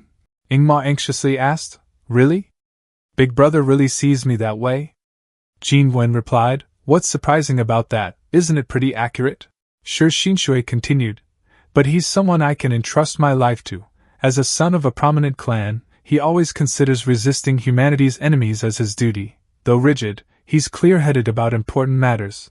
When facing life and death trials and needing to make sacrifices for righteousness, he will definitely step forward bravely as befits his status as a clan heir." Hearing that, Ingma's face flushed with delight. "Big brother Yi truly understands me." Sure, Xinshui held the gift box in her hands and said again, "Thank you for the gift, senior brother Ingma. Xinshui is sincerely happy to be senior brother Ingma's little junior sister." Hearing those flattering words, Ingma froze for a few seconds, then smiled brightly and said, "Good. If little junior sister has any matters in the future, they're my matters too. Ingma, please, dinner is already prepared, just waiting for you to be seated." Xinshui looked at Jin Wen and said, "Senior sister, let's go together." Jin Wen answered, "I'll pass. The person junior brother invited tonight is you, junior sister." Ingma added, "Don't spoil the mood at a time like this. The imperial chef I brought is from the Imperial Feast Tower, Sister Lin. Are you sure you won't come?" Xinshui quickly replied, "I'm coming." She thought to herself, "Tonight we're eating at the Imperial Feast Tower again." Elsewhere, Yu was meditating beneath a large tree. In his heart, a different thought suddenly arose. What a shame. Sister Lin was clearly ready to accept me completely. There's no need to doubt her love for me anymore. Actually, it's not too late, as long as I go. Yu angrily shouted, "Shut up!" His eyes had now turned two distinct colors, one side overtaken by something within Jingwen's divine souls. He clutched one eye and asked, "You've been echoing inside my head for ages, what the hell are you? If you've got the guts, then show yourself." Suddenly, a small spirit appeared before him and spoke, "Don't be so angry, I'm here to help you. It's a pleasure to meet you, Yu." It smiled and introduced itself. "My name is Amira, and I am a god who has existed since the birth of this land." Yu curiously asked, "A god?" Amira happily answered, "I've come to you now because there's something I need your help with." Yu looked at it suspiciously. Seeing this, Amira said, "There's no need to be so wary. I've reviewed your qualifications, and this task will not be difficult for you in the slightest. Of course, in return, I can help you realize your greatest wish." Seeing the chaotic numbers of the system flashing beside the so-called god, Yu thought to himself, "There are countless races in this world. I hope this was just some minor race playing tricks. But from the system's result, it looks like she's the real deal. Great. Now I actually meet a powerful being, and you just spit out gibberish. System, what a useless cheat." After thinking that, Yu calmly said, "I appreciate the offer, little god, but I'll have to refuse. My life is perfect as it is, my family is happy, my table is full, and my cultivation isn't low. I have no unfulfilled desires. A wish like that should go to someone who truly needs it." Outwardly he said that, but inside he was calculating. "I only just learned the truth about the apocalypse 2 days ago, and tonight I'm already face to face with the final boss. My cultivation is only at the Dao integration realm. If I'm going to pick a fight, I should at least wait until I reach Mahayana realm." Amira still refused to give up, tempting him further. "Don't be so quick to refuse. We've only just begun our talk. Perhaps the favor I'm asking is actually a cushy job. Besides, about that wish buried deep in your heart, I'm the only one in this world who can make it come true." He smirked and said, "The wish deep in my heart? I'm the youngest elder of the 9 Heavens Pavilion. There's nothing under the heavens I can't obtain if I want it. But I'm curious, what do you think I desire? Yiyu mocked inwardly, world peace? The destruction of the world in 25 years, isn't that your god's handiwork? Don't you want to return to Earth? Those words from Amira made Yiyu freeze. It continued, I can make it happen, I can help you. Yiyu froze for several seconds, then asked, what exactly do you need me to do? I'll listen first, then decide. Thinking the prey had taken the bait, Amira smiled cunningly, recalling. In the era of my birth, wanting and getting were very direct. The exchange between desire and satisfaction was my source of power. But as time went on, living beings added layers of conditions between desire and fulfillment. Desire was repressed, and satisfaction was diluted by choice. My power is no longer what it once was. Returning to the present, Amira approached Yiyu and said, I need someone of prestige, someone whose actions can influence the young heroes of this generation. Yiyu, I need you to do what you truly want, to take what you truly desire. Be honest with yourself. With you leading by example, you can awaken the world. That doesn't sound too difficult, does it? Hearing that, his face showed surprise, and he thought to himself, is that really all? Just do as I please? Doesn't sound so bad. If that's all it takes to return to Earth, it's not like I can actually stop the apocalypse in 25 years anyway. If I could truly go back to Earth, to the world I came from. Thinking that, Yiyu suddenly shifted his gaze to the chaotic numbers on Amira's right side. Looking at the system's display, he sighed inwardly. Ha, if you were actually useful, system, and gave me a way home, would I even need to think twice about this? The only thing this system ever shows is a date of death. It's been useless ever since my cultivation advanced. Just as he thought that, the previously jumbled numbers became clear 4444. Then the numbers changed to 4 death. Next came 4 death death. Finally, all the numbers vanished, leaving only the words death death death death. Seeing that notification, Yiyu was utterly confused. He then looked up toward the sky. Above Amira's head, there was an invisible thread linking her to a massive monster above. That monster's form was beyond description, haha. Seeing this, Amira asked curiously, what are you staring at? Yiyu replied, the night sky. Then he looked at Amira seriously and said, I don't think we're a good match after all. Truth be told, I rather enjoy being bound by propriety. And I don't really want to return to Earth that badly. I appreciate your offer, but you should find someone else. Hearing that, Amira looked visibly disappointed. In an instant, its expression changed, forming a sinister smile as it said, Is that so? What a pity. Before I go, there's something I wanted to ask.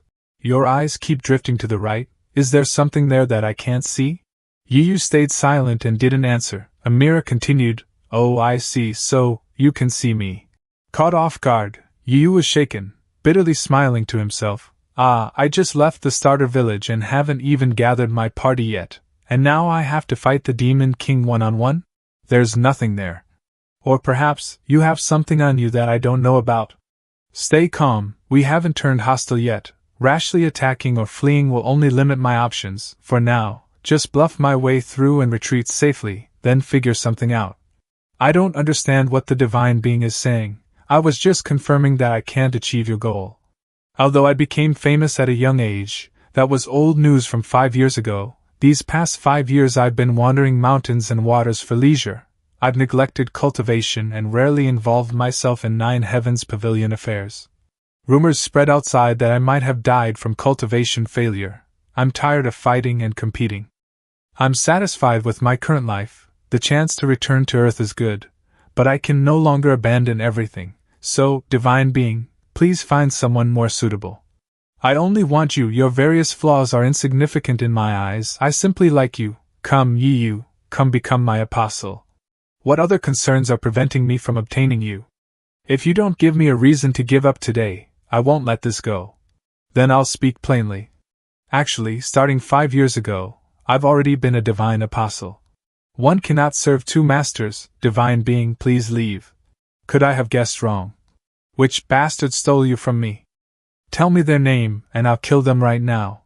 My lord treats me well. With you saying that, I can't possibly reveal their name. In any case, divine being, I cannot become your apostle. It's late at night, please leave. Don't be so heartless. Actually, there are ways to secretly contract with 2 deities. You're breaking the rules like this. I've traveled the world for 5 years and haven't heard any news of divine beings descending. Most are holy sons, bishops, and the like who receive divine revelations, prophetic dreams, and wield divine authority to conduct worldly affairs. After I refused divine being Amira twice, she still shamelessly tried to persuade me. The reason might be, currently divine beings cannot directly interfere with reality and must rely on apostles. I'm already an apostle. Until my Lord can personally descend, I only serve my Lord. Those more excellent than me in this world are as numerous as the sea, and I've clearly refused you. If you keep pestering, you're breaking the rules. If you're dissatisfied with me, have your apostle come find me. You even figured that out. Please just leave quickly, stop lingering.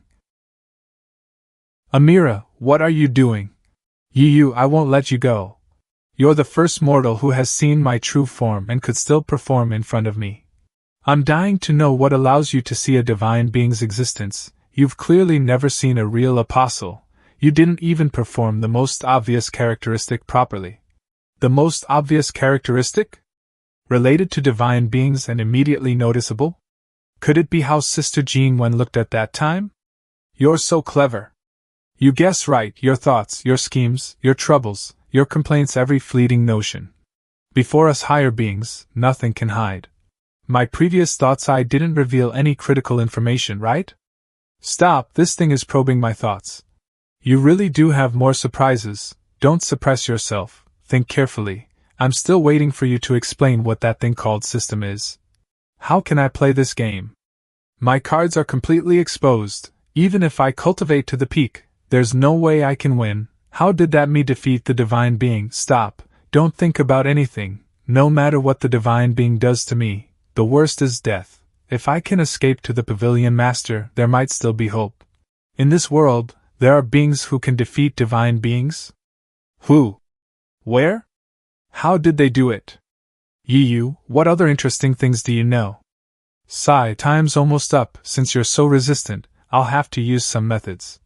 You guess right, divine beings currently can't do much to the mortal world, but turning you into my apostle. You have no right to refuse. Cultivation pressure. Reforging flesh and blood, tempering the divine soul, merging with the divine being's grace. Don't you dare! Ephemeral life demon breaking spear. Thunder break. Are you disappointed? Any technique in this world, any material, any power cannot affect the divine being itself. Divine beings are absolutely invincible. Struggle all you want now, then become my apostle. Everything about you will belong to me. Is there any way to turn this around? Should I commit suicide now, then revive using the Phoenix clan's rebirth secret treasure?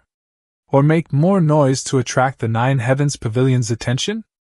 No good. Any plan I think of now, Amira can know. What is something only I can do that even divine beings don't know about? Right now, the only thing that can break this situation, and the key to how you can defeat divine beings. Warning, unauthorized tampering with core registration information detected. Warning, activating counterattack module, commencing immediate extermination. Death, death, death, kill, kill, kill. What is this? What is this?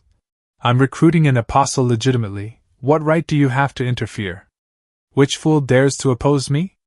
Show yourself if you dare.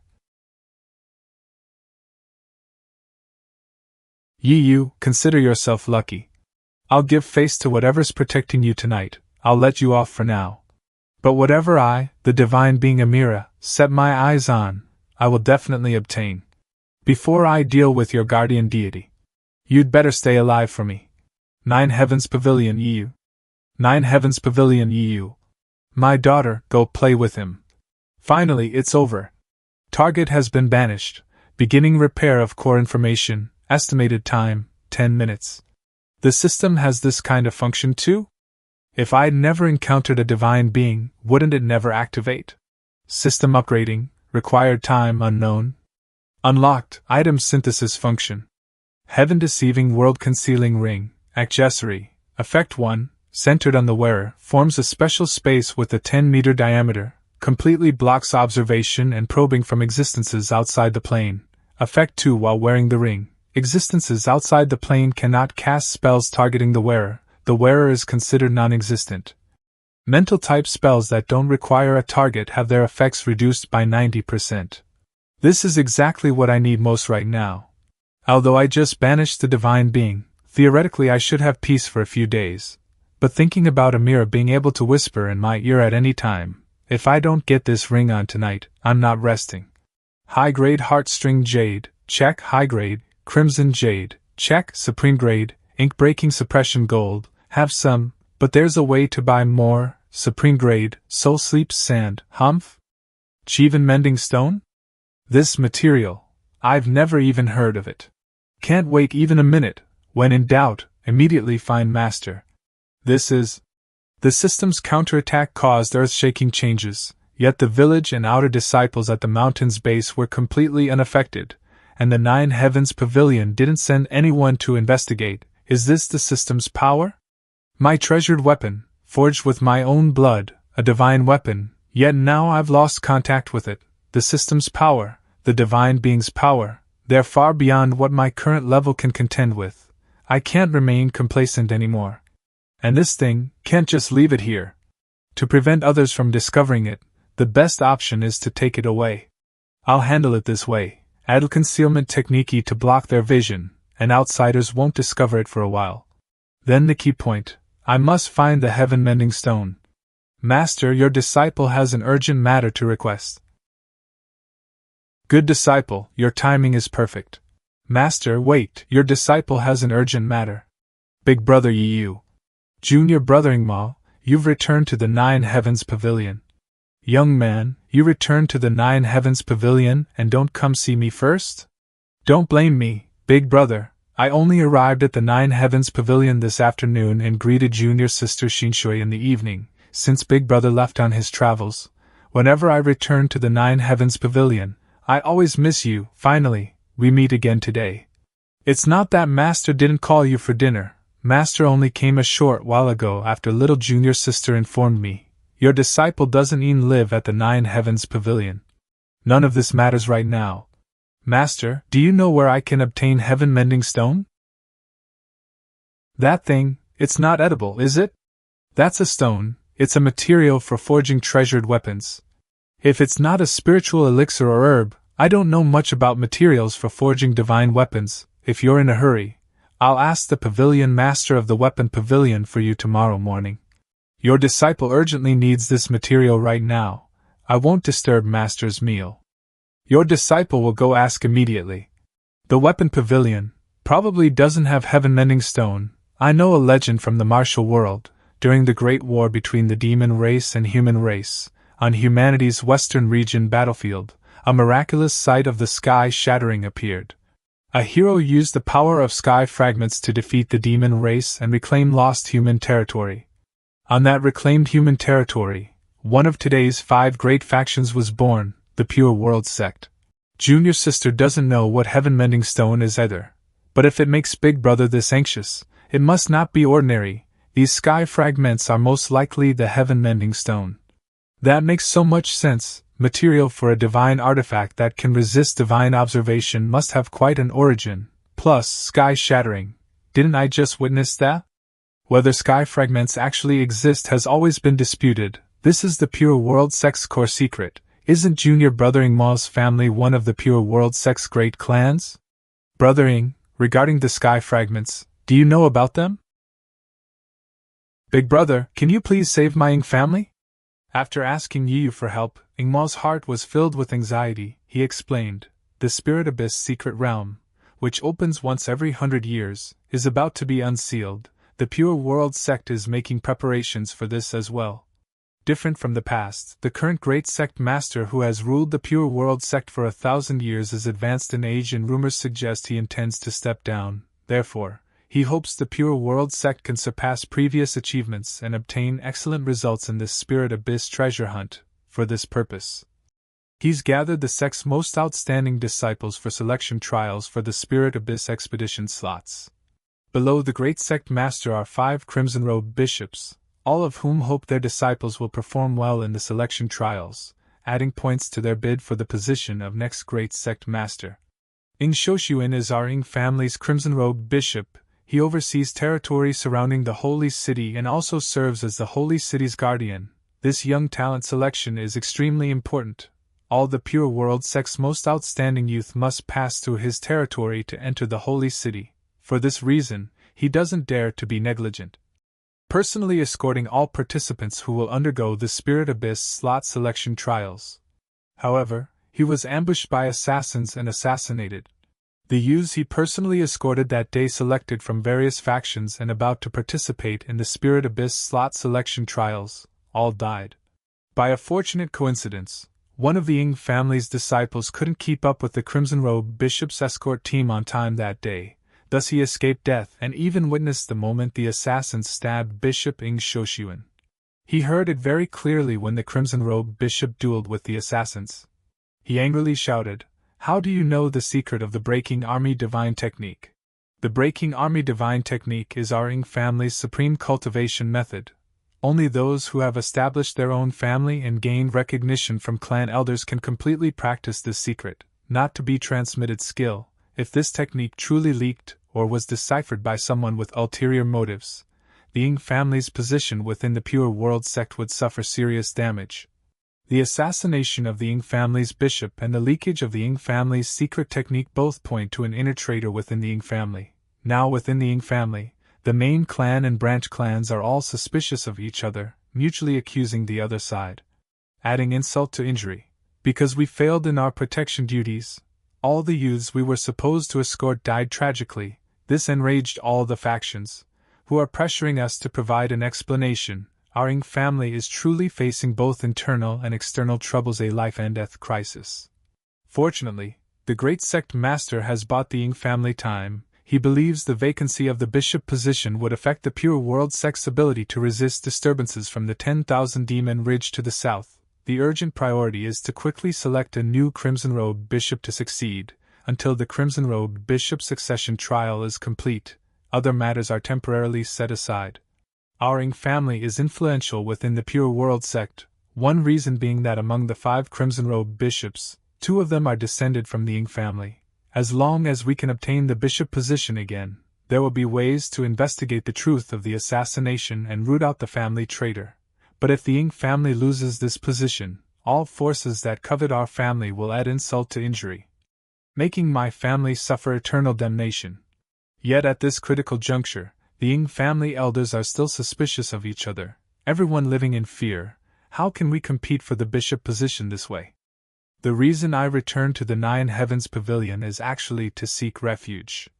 After finishing his story, Ingma once again clasped his hands and bowed before Yiyu. Big brother, my father will participate in the trial to compete for the bishop position. Can you help us as external reinforcements? Ingma's voice was filled with sincerity as he proposed. As long as my father reclaims the bishop position, we'll expend the entire family's effort to help you find the sky fragments or heaven-mending stone you're looking for. This is the moment determining our family's life or death. Suddenly, the old master spoke up to stop him. Absolutely not. Ingma looked at the old master in confusion. Master. The old master's expression grew serious as he explained. The Crimson Robe bishop selection is far too important for the Pure World sect. Moreover, your senior brother isn't just an ordinary personal disciple. He's the Spear Pavilion Elder of the Nine Heavens Pavilion. Once Yiyu's identity is exposed, even if the Pure World sect kills him on the spot, the Nine Heavens Pavilion won't even have an excuse to take revenge. It could even become leverage for the Pure World sect to coerce the Nine Heavens Pavilion. The old master looked at Yiyu and continued, Good disciple, you recently became the Spirit Abyss expedition leader. The Spirit Abyss wind will weaken soon. Once the wind shows signs of weakening, the Nine Heavens Pavilion's team must set out. You should stay at the Nine Heavens Pavilion and properly prepare for your role as team leader. Hearing that, Jin Wen exclaimed in surprise, Brother is the expedition leader, while Shui Xinshui looked at Yiyu with a worried expression. Yiyu saw the look on the old master's face and fell into deep thought. After a moment, he turned to Ingma and asked, Junior brother Ing, tell me specifically how can I help? How long will it take? Ingma replied joyfully, It won't take long. The bishop trial has 3 challenges total. The first tests the trial participants' personal cultivation and martial ability, requiring them to hunt and kill a famous demon beast from the demon race. The second and third challenges test the participants' leadership and willpower. These two don't require Big Brother's effort. Big Brother only needs to protect my father during the first challenge, ensuring he isn't disturbed and can safely complete the hunt. 1 day to depart and find the target, 1 day to hunt it and return immediately, at fastest 2 days. After listening to Ingma, Yu turned to explain to the old master, Master, your disciple isn't acting on impulse. There's a treasured weapon that needs to be forged requiring the heaven-mending stone. It concerns the success or failure of the Spirit Abyss treasure hunt. Not a moment can be lost. Any possible chance of obtaining the heaven-mending stone cannot be missed by your disciple. Please permit your disciple, Master. I will certainly conceal my identity and explain everything to you immediately upon success. The old master silently stared at Yu. He closed his eyes, let out a sigh, then spoke. Since taking you as my disciple, this is the first time you've made such a request. After that, he stood up and left, but not before reminding his good disciple. The Pure World sect is far from our Nine Heavens Pavilion, but your spear techniques are renowned. There's no guarantee you won't be recognized. After leaving the Nine Heavens Pavilion's jurisdiction, the ephemeral life demon-breaking spear, I taught you cannot be used except in life and death situations, how to conceal your identity.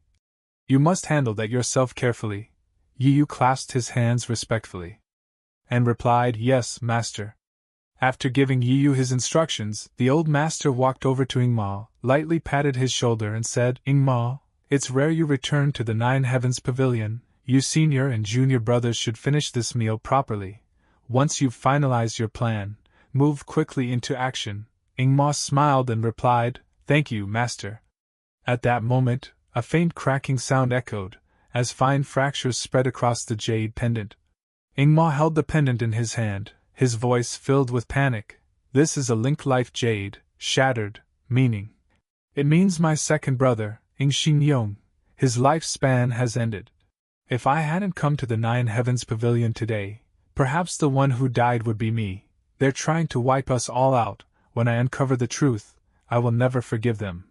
Seeing this, the old master quickly spoke. The situation is this urgent. Our Spear Pavilion Master and Disciples reunion dinner will have to wait until you resolve this matter and return. Ingma, did you arrive by flying ship? Is that ship still at the Nine Heavens Pavilion?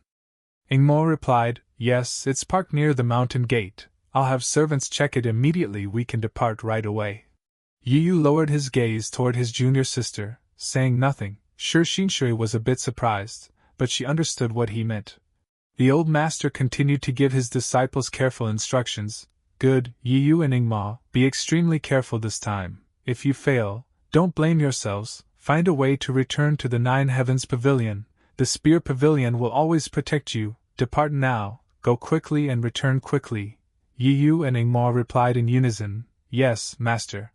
The old master then turned to Jingwen and said, As for Jingwen and Xinshui, you two shouldn't get involved in this matter these next few days. Shui Xinshui took Lin Jingwen's hand and quickly replied, Master, starting today, Xinshui will stay with Sister Lin. I must practice Master's foundational cultivation techniques well by the time you return, Big Brother. Hearing that, the old master felt slightly relieved. He smiled and said, Oh, Xinshui is so considerate. These next few days, stay with senior sister at the Nine Heavens Pavilion and don't run around. After that, Shui Xinshui hurriedly pulled her senior sister away. Come on, senior sister.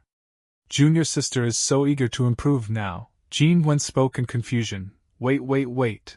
No need to be in such a hurry. The old master looked up at the starry sky, silently thinking, For the sake of my good disciple, going to find the weapon pavilion master at this hour, I'm bound to receive a scolding. Shui Xinshui urged as she walked, Senior sister, keep up. Lin Jingwen asked curiously, Junior sister Xinshui, where are you going?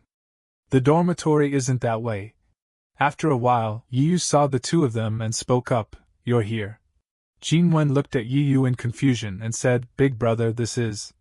Yu explained seriously, For this Spirit Abyss treasure hunt at the Pure World sect, Big Brother needs 2 junior sisters to lend a hand.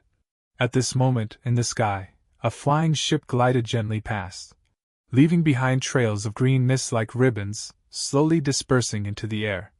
Yiyu sat at the bow of the ship, gazing into the distance. From behind, Ingma called out to Yiyu, "Big brother, we've already entered the Pure World Sect's territory. At our current speed, we should arrive at the Pure World Sect's holy city by noon tomorrow." Yiyu turned his head and replied, "I understand." Yiyu suddenly remembered something and asked, "In 2 hours, will the flying ship pass through any large towns? If we're attacked by enemies or the ship malfunctions, is there somewhere to repair it or transfer to another vessel?" Ingmo immediately confirmed, "Yes, I'll adjust the route right now." Yiyu looked toward Lin Jingwen and continued, "Sister Jingwen, you should also rest up. In 2 hours we'll need to discuss our plan of action." Jingwen replied nervously, "Big brother is so cautious it's making me nervous." Yiyu said nothing more, turning back to face forward as silence fell over the deck. After a while, Shui Xinshui approached from behind, her voice full of worry as she asked, "Big brother, did something unexpected happen? You were fine when Sister Lin and I left this evening. Why are you suddenly so urgent about finding the heaven-mending stone? Junior brother Ing and Sister Lin are both worried about you. They asked me to come talk to you.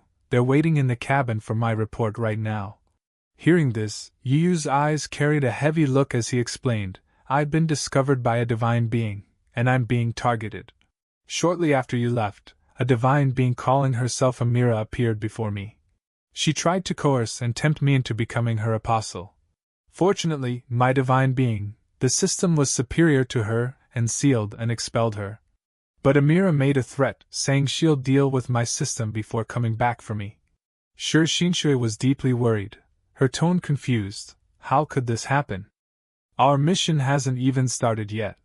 Yiyu continued, "I'm now absolutely certain that Sister Jingwen's strange behavior was caused by Amira. Now that Amira's target is me, if she harms Junior Sister to get to me, I must prevent that.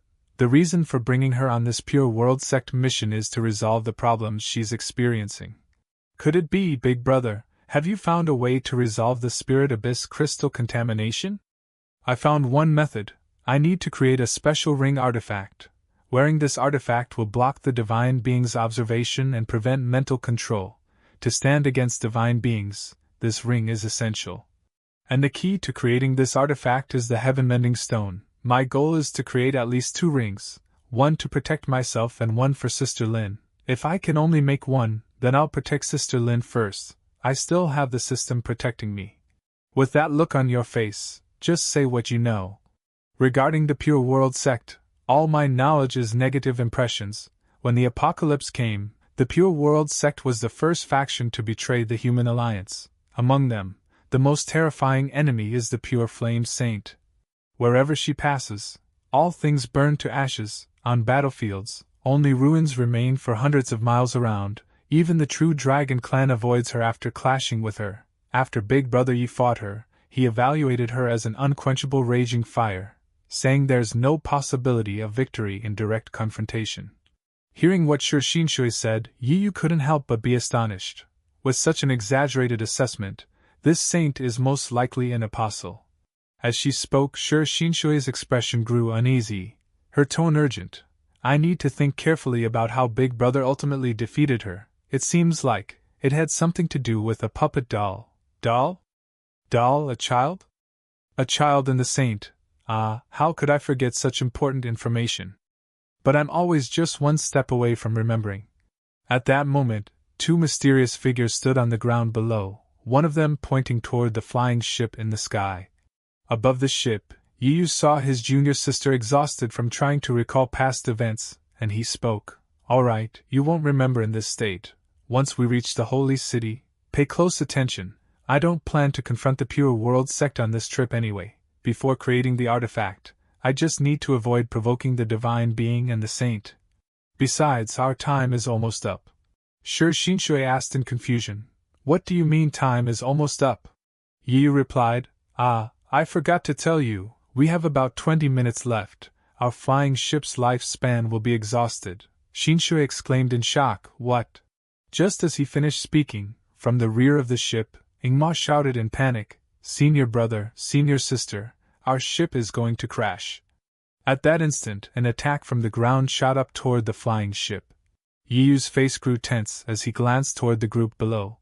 Boom! The attack collided with the ship's protective barrier, causing a violent tremor. Ingma and Jingwen popped their heads out from below the deck. Ingma asked anxiously, "Big brother, what's happening?" Yiyu replied calmly, "Some thugs are attacking our ship, and they won't stop." No sooner had he finished speaking than a barrage of attacks like cannon fire surged toward them. Seeing the scene before him, Yiyu thought to himself, "This is one of the outcomes when a flying ship's lifespan is exhausted. The enemy won't cease until they destroy the ship." Yiyu turned toward Ingma's group, his tone urgent. "Ingma, protect the junior sisters. I'll deal with these invaders. If the flying ship is destroyed, don't wait for me. Find another ship immediately and head to the Holy City. We'll meet again at the Holy City." Boom, boom, explosions echoed across the heavens and the earth. The two men on the ground pointed toward the blast, laughing triumphantly. But before long, one of them froze, his face stiff with disbelief as he stared at the flying ship that continued to sail calmly ahead. The smoke and dust in the sky gradually dispersed, revealing a familiar figure floating in midair, a cold voice echoing, "Who gave you the courage to act so recklessly here?" Stare. "I thought some great hero had come. Turns out it's just a little nascent soul brat acting tough. You ruined our business. Don't think you're leaving tonight. I'm in a hurry. Call out all your people. Come at me together. I never expected that just losing one bishop would result in you lowly demons acting so boldly on pure world sect territory. You little punk, who are you talking about? You with that look on your face like your death date is approaching, that's who I'm talking about. I'm telling you, this weak flesh of yours is completely useless. I say this weak skin is useless. Open your eyes and see clearly who I am. I'm Karbai, one of the fearsome wolf clan, the deputy wolf head of the human hunting dagger unit. I've assassinated and executed countless nascent-souled humans. Now that you've fallen into my hands, I guarantee you won't see tomorrow's sunrise. So you're a demon. The pure world sect and demon races have been killing each other for 1,000 years. Now demons can penetrate deep into human territory. I need to find a chance to extract intelligence from this guy's mouth. Now you finally understand your situation. I'll give you a chance. Answer well and I'll give you a quick death. What treasure were you secretly escorting on that ship that escaped? Treasure? What treasure? Don't play dumb with me. Open your eyes and look at what's around you. There are about 100 of my brothers in this forest, all skilled members of the fearsome wolf clan. Any one of them could tear you apart single-handedly. We've set up a complete net here. No divine sense or artifact can send messages outside. I guarantee your death here will go unknown for years. Moreover, we attacked your ship with preparation. This female beast has already told me everything. Today, right here, a supreme treasure that must be hidden will be smuggled into the holy city disguised as civilian cargo. Look at her. You don't want your meridians and tendons severed then eaten alive while conscious, right? Last chance, tell me what this hidden supreme treasure is. Why is it being transported to the holy city? Young hero, run! Don't listen to the demons, never mind Linger's life, escape quickly. If you see a ship with red flags, please tell the young lady not to come here. Who gave you permission to speak? Looking so clean and fair, you could be taken back as a snack, had to ask for trouble yourself. A ship with red flags, such important information, why didn't you say it earlier? TSK, so you really were just passing through. But running into me, you're out of luck though, or pick 2 brothers and deal with this brat.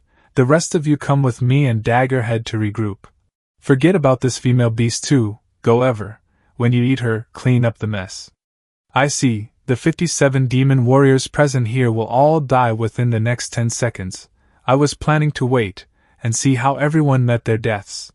Turns out it was me, unable to wait for fate's judgment any longer. I'm going to slaughter you all now. Go.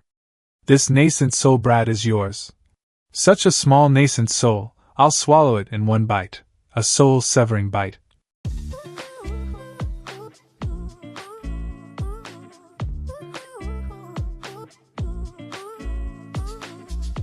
Answer my questions, answer well, and I'll give you a chance to escape. How did you get in? What do you want to do? Time's running out. This brat isn't actually at the nascent soul realm. To hide so perfectly, He's at least one major realm above me. My brothers are all battle-hardened elites, yet couldn't even last 10 breaths in his hands. When did the Pure World sect produce such a prodigy? We came. None of that matters. What matters is, I'm definitely dead. Time's up. I, Carbai Wang, have been slaughtering humans for decades. I've never been afraid. You little ghosts from who knows where don't even deserve to threaten me. Ferocious beast transformation. Ephemeral life demon-breaking spear. Heavenly punishment. My body can't move. This isn't Pure World sect power. Who are you? I'm still not dead. Sistered princess. Humph? You're awake. You're safe now. I've killed all the invading demons. This young hero looks so young, yet is incredibly strong. Your wounds are severe. Don't force yourself to get up. No, I must get up. My name is Lu Linger. Thank you for saving my life, young hero. I beg you to help us. My young lady probably encountered those demons. Please save us, young hero. Get up then. Demons stepping into our central state human territory. We cultivators won't stand idly by. Thank you, young hero. My lady will definitely reward you handsomely. Can you stand up? Rest assured, young hero, Linger's body is sturdy. Even if the demons broke all my bones, I still can't stand. Why not leave Linger here? After you save my lady, come back for me. Don't talk nonsense. From here to the holy city, even flying without stopping all day, I need until the morning of the day after tomorrow at fastest. If I can save your lady and board their flying ship, I should be able to reach the holy city by tomorrow evening. Young hero, what's your name? Where are you from? Where are you headed? If it's along the way, you can travel with us on our ship. Hey, this girl sure knows how to talk. I'm called Yukosher, a rootless rogue cultivator wandering the world. I'm heading to the Pure World sect's holy city. That's perfect. We're also departing from the Nine Heavens Pavilion and heading to the holy city. Stay here and don't move. I'll go find rescue for you. I'm sorry, Linger shouldn't have lied. Young hero, you don't leave. Because I heard the Great Xia dynasty and Pure World sect have poor relations. While the Nine Heavens Pavilion is highly respected, my lady had us claim we were from the Nine Heavens Pavilion. Actually, my lady is from the Great Xia dynasty. Please don't abandon us, save my lady. Before I left, Master repeatedly reminded me not to be recognized. I'd been to the Great Xia capital before. No one recognized me back then. As long as you save my lady, Linger will do anything for you. My lady will definitely. Enough, stop talking. I have history with the Nine Heavens Pavilion. Just keep my whereabouts hidden. Don't let the Nine Heavens Pavilion know where I am. Time's wasted. Let's hurry and rescue people now. Kid, that last move almost got me. Too bad. So weak and powerless. Look at your breathing getting ragged. You're running out of energy, aren't you? I'm Changxing Biao, the eldest son of the Changxing escort house. When you're running out of energy, you're not far from death. Come on, don't stop. I'm waiting for you. This is my first escorting job in my career as an escort. I concentrate a group so well trained, morale so high, it actually skilled, with perfect coordination. And ridiculously numerous bandits. How is this young master supposed to survive? What we encountered are definitely not ordinary bandits. The leader acts flamboyant and boisterous, without any protective artifacts on him, only probing with chaotic sword techniques. But since our ship was surrounded, despite the bandits' numerical advantage, their attack rhythm advances and retreats methodically, constantly pulling back. Axe wielders feint attacks from the front while short bow archers wait for opportunities to ambush from the back. Both sides haven't communicated once, yet they coordinate perfectly. More deadly is that those short bow archers in the back are just decoys to divide our attention. I estimate there are 3 to 4 sharpshooters wielding longbows, wound deep in the forest, waiting for us to show complete exhaustion before delivering a fatal arrow through the throat. The surroundings are eerily silent. I feel my divine sense probing disappears without a trace. As if sinking into the deep sea, the flying ship was attacked and forced to stop with such a commotion, yet by now no one has come to investigate. Young Master Chang, stop dragging your feet and quickly repel these bandits. If you delay our arrival at the holy city, the consequences, your Changwei escort house. If you're so anxious, you sword-wielding maid should come help fight the enemy, dressed so lavishly, yet when trouble comes you just shrink back and put on airs, completely unable to see how. No help from heaven or earth, enemies ahead and burdens behind, to protect the cargo, I can't even spread out and fight. This life-or-death predicament, it suits me perfectly. Changer, the client's identity is extraordinary. I'm entrusting you with this secret delivery mission. You must perform well and leave the Changwei escort house a good impression with the client. When this matter succeeds, it will be the day our family rises to prosperity. For this secret delivery, the Changwei escort house sent out all its experts, though few in number. Each one is an elite among elites selected from thousands, just waiting for my command. The uncles will strike together and wipe out these bandits without leaving a trace. Without a victory against overwhelming odds, how will the world know the Changwei escort house is exceptionally formidable?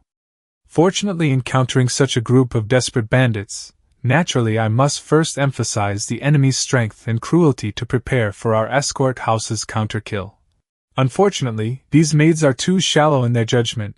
They mistook my efforts as half-heartedness. I really want to let 1 or 2 bandits through to scare them. Humph? Carbai Wang is dead. I was wondering why that reckless, battle-loving guy hadn't come to regroup. Even he was forced to use howling to send a signal. The dozens of elites in his team will have fared even worse. Kill them all.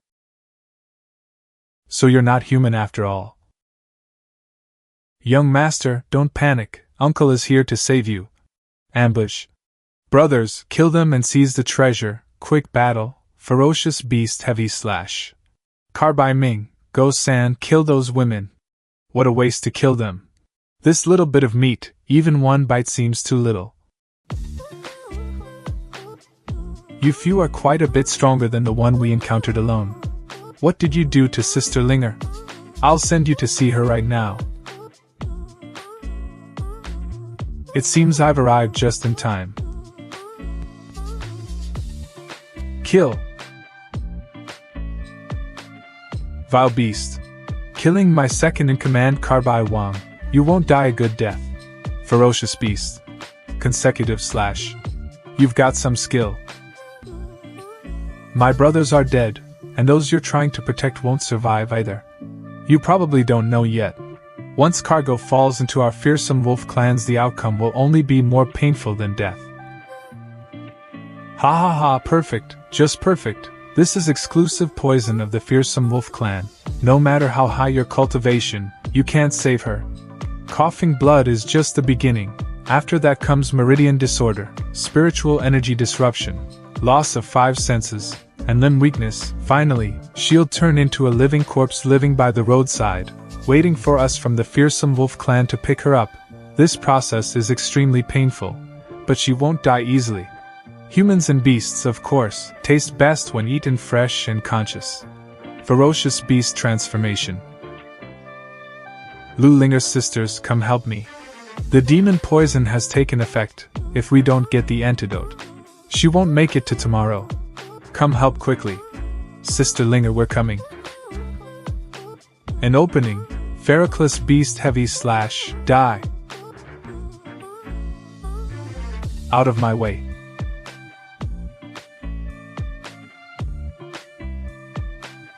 I'm going to kill you. What did you say? I didn't hear you just now.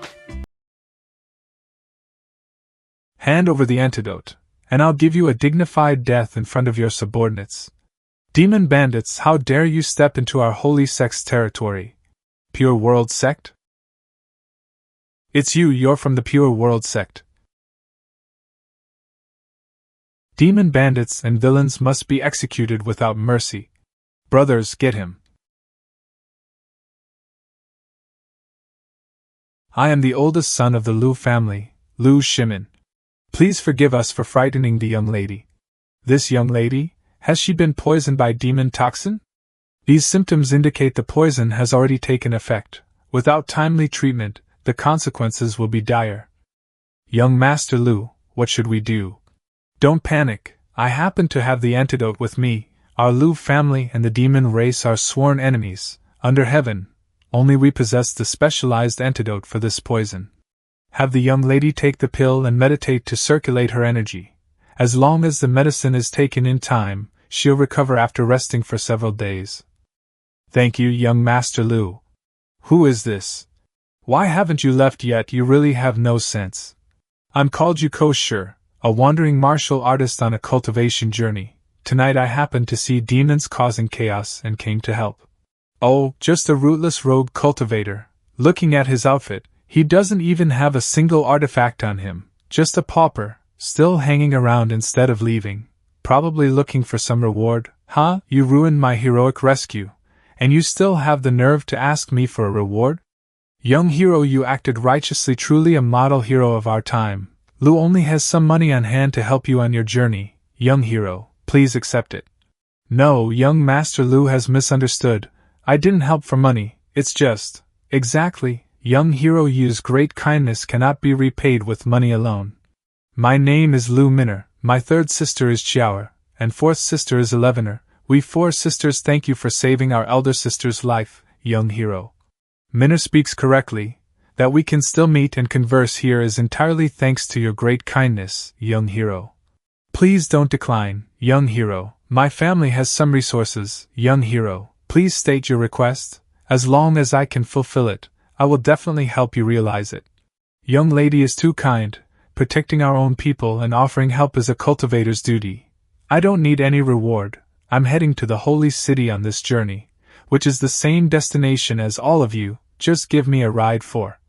That won't do. If we repaid you like this, I couldn't rest easy. How about this? After we arrive at the holy city, please join us for dinner as a token of our gratitude. Huh, this poor kid gets to eat with the young lady? It's cold and windy outside at night. I prepared some simple tea. Please come aboard the carriage and talk with me for a while, young hero. This poor kid even gets to meet with the young lady. That's not appropriate. Demons being able to enter our territory and commit robbery is already strange enough. This place is in the middle of nowhere, and you, a penniless rogue cultivator, just happen to be passing by so coincidentally? You must be in league with the demon bandits in a ruse to harm the young lady. Young Master Lu overthinks. I was traveling with companions and encountered demon attacks. I stayed behind to cover their retreat. Sweet talk won't fool me. In any case, your identity is suspicious. If you just want passage on a ship, you can board the Lu family's flying vessel. Stop right there. Young hero, you fought for us with his blood. I saw it with my own eyes. If he harbored ill intentions, he could have made his move back then. Why wait until now? Young Master Li, without solid evidence, groundlessly slandering young hero Yu's behavior is unacceptable. It was my rudeness. I've also disturbed the young lady. I have a proposal. Everyone has traveled long and hard. You're all exhausted from the journey. Having experienced battle, you're all utterly fatigued. Miss Linger is also seriously wounded. My Lu family's flying vessel happens to have a physician on board, with beds for everyone to rest. Please, young lady, transfer to the Lu family's flying vessel. The Lu family's numerous escorts can ensure the young lady and her attendants have a smooth journey to the holy city. That would be wonderful. Under such rare circumstances, the Lu family can prepare so thoroughly. How reassuring. Young lady flatters us. This way, please. Young hero, you, please, before we arrive at the holy city, we'll have just enough time to enjoy a fine pot of tea. Ah, this? Young Master Lu, is there a problem? No problem, young lady, please. Miss Ling has been properly settled. Everyone, please follow me to your respective rooms. This flying vessel is one of only 2 luxury ships in the sect, with top-tier speed and comfort. Our Lu family has made some special modifications to this ship. This is a private cabin specially crafted for the young lady. It has everything you need. On this ship, only you, young lady, are suitable to occupy it. Young brother, you, please come with me. The conference room is this way. Thank you for your trouble, young Master Lu. But young hero, you can discuss matters directly in my room. No need to trouble young Master Lu. Understood. I won't disturb the young lady then. Young Master Lu, let's go. It's over. This kid got everything he wanted. Young Master Lu's gaze feels like daggers in my back. I'm just an ordinary person. I don't deserve the young lady's favor. Young hero, you is my lifesaver. How can treating a great benefactor be called favoritism? There's only one couch in the room, young hero, don't be reserved, let's sit down and talk in detail. This doesn't seem appropriate. Young hero, are you truly without desires or demands? Due to my father's instructions, I cannot tell you my name. If we part now, who knows if we'll meet again? Young hero's great kindness. If I don't provide equivalent repayment, it violates my upbringing, worldly gold, silver, and jewels, cultivation techniques and secret arts, artifacts and treasures, spirit beasts and secret treasures. Though I can't promise I can definitely fulfill it, if it can be done, I absolutely won't decline. Young hero, there are only the two of us here. Can you tell me, what do you want most right now? Do you know about the heaven-mending stone? That's a material for forging artifacts. I'm currently searching for it. Even if you've just heard rumors about where to find it, that would help. Young lady, needn't force yourself. This material is rather obscure. Not knowing about it is normal. No, I know about the heaven-mending stone. The heaven-mending stone is a rare divine stone used by the great Xia dynasty 1,000 years ago to forge the dynasty's secret treasures. Its origin is unknown. Now, because it cannot be replenished, the remaining heaven-mending stones have become the most premium collectibles among great families.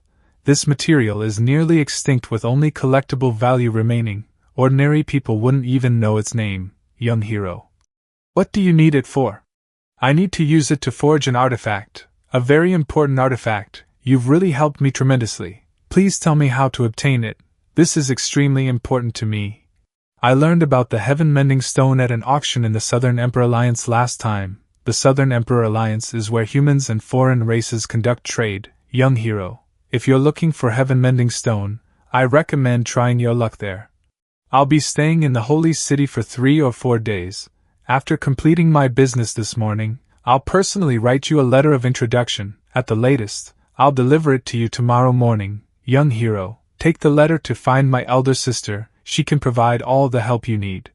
Thank you, young lady has truly helped me immensely. Young lady, look out the window. We've arrived at the Holy City. Truly worthy of being one of the Sex's 2 finest ships. Truly worthy of being humanity's first great stronghold. My dear younger sister, your elder sister encountered a fine prospect today.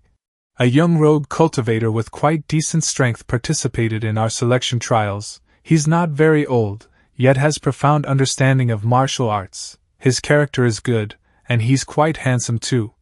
The person you're talking about, is he the last one in the selection trials, the young man who caught your sword move? You saw him. I happened to pass by at the time. Anyone who can contented with my invincible elder sister is worth remembering. Louis pays respects to the young lady. Young lady has traveled from afar and must be weary? I've prepared a simple banquet to welcome you. The carriage is ready. Please honor us with your presence. Family head Lou is too kind. Young lady, this way please. Brother please wait a moment. You saved the young lady from peril. My Lou family must repay you. Family head exaggerates. I merely did what was right and don't deserve any reward. My father greatly admires heroic figures like yourself. Being able to establish good relations with you is also the Lou family's fortune. My son speaks correctly. Please give us this opportunity. My Lou family's armory contains countless excellent weapons. Just pick one before you leave. Lure, what are you standing around for? Personally escort the young hero. Young hero, this way please. Then I thank the Lou family. Please enter. Inside is the Lou family's armory. Young hero, take your time and choose carefully. Brothers, make your move. Surround him and attack together. Don't let this bastard escape. Look at what you are. You still have the nerve to accept my Lou family's reward. Those demon bandits who snuck in earlier were all trash, letting you pick up a huge bargain. My Lou family soldiers can hold off 10 demons each. Tearing you to pieces is as easy as flipping a hand. Brothers, beat him to death. Let's see how he turns the tide this time. A pauper trying to climb the phoenix's tail truly doesn't know life from death. Next, I just need to sweet-talk that Xia family girl and it'll be mission accomplished. Humph, acting so cold toward me now. When the time comes, I'll let you know that once you fall into the Lu family's hands, life or death is no longer your choice. Worst case scenario, we just break with Great Xia. So what if we turn hostile? If we turn hostile, I won't have to pretend to be a gentleman anymore. I'll also let you see the true nature of young Master Lu. Who's there? Is this even right? Who exactly is he? What are you going to do? I'm the Lu family's eldest son, Lu Shimin. My family controls half of the pure world sex lifeblood. We can kill whoever we want. I also have a bishop as my master, an existence second only to one, above tens of thousands. If you dare touch me, you dare, I guarantee I'll make you. Blocking the way, move aside. So cool, truly worthy of someone. Even the princess gave a second glance. There's no need for us to intervene. Let's go back and report to the princess. Granny, do you know where the best, most popular restaurant in the holy city is? Young man, you asked the right person. The most famous tavern in our holy city is Natarelli. Luing Tower. These past few days, masters from all over have come to the holy city. That place is incredibly popular. Coming to the holy city, that's the first stop. You can't go wrong. Thank you, Granny. Sister Lin, look quickly. New people are coming in. Big bro. Little sister, you can't just call people by any name you want. Hey, look over there. Isn't that someone from the Lu family searching again? Oh, that's the one who offended the Lu family. Starting last night, the Lu family has been asking around non-stop. That kid with the surname Yu or something. He offended the Lu family yet still dares to stay in the holy city. I think his brain's not working right. How long do you think he'll last before his corpse is lying on the street? With the Lu family's temper, he won't live past tonight. Come sit, let's talk first. Cat, give up the seat. Since last night, the Lu family has been digging for information about you. Luckily, young hero Yuko Shi is new to the martial world and hasn't been known by the public yet. But after the Lu family stirred things up, the news that the kid surnamed Yu has been targeted by the Lu family is known by everyone. The Lu family's head, Lu Yi, is the most favored candidate for chief bishop. Once Lu Yi becomes chief bishop, the Lu family will rise to become the #1 clan in no time. When that happens, young Master Yu, their thorn in the eye, will either be shunned as everyone tries to distance themselves from you, or be hunted down to curry favor with the Li family. Compared to the thriving Lu family, the Ying family is showing clear signs of decline, internal strife, relatives dragging each other down, leaked cultivation manuals, and rumors everywhere. After my junior sister and I got off the flying vessel, we were mocked endlessly at the Ying family residence. We had no choice but to come to this inn to meet third senior brother and figure out what to do. Your flying vessel, wasn't there a problem? No, after you got off last night, we flew straight to the holy city without trouble. What's going on? The fate the system gave me was actually wrong. We've said our part, brother. Tell us what happened last night. How did you end up clashing with the Lu family? Could it be? Our flying vessel was ambushed, so I got off to cover the retreat. I discovered the attackers were demon folk disguised as mountain bandits. They happened to be raiding a Lu family merchant ship too. The Lu family and I conveniently wiped out those demon bandits together, and then hitched a ride on their merchant ship to get here. It really changed, a new discovery. With little junior sister nearby, she can actually shift the course of fate. That's why she must personally enter the spirit abyss. Hey, staring like that scared the cat away. Keep going. After rescuing the merchant ship, what happened next? Everyone, look this way. Our young master of the Ying family is reserving this inn for the entire day. All of your expenses till now will be covered by us. Please give us some courtesy and clear the place now. Sir, this isn't proper. If you chase customers out like this, I can't keep doing business properly. The Ying family is declining so badly they can't even protect their own cultivation manuals, yet still think they're the #1 clan in the sect. Once the Lu family wins the chief bishop position, I wonder how long the Ying family can keep acting arrogant.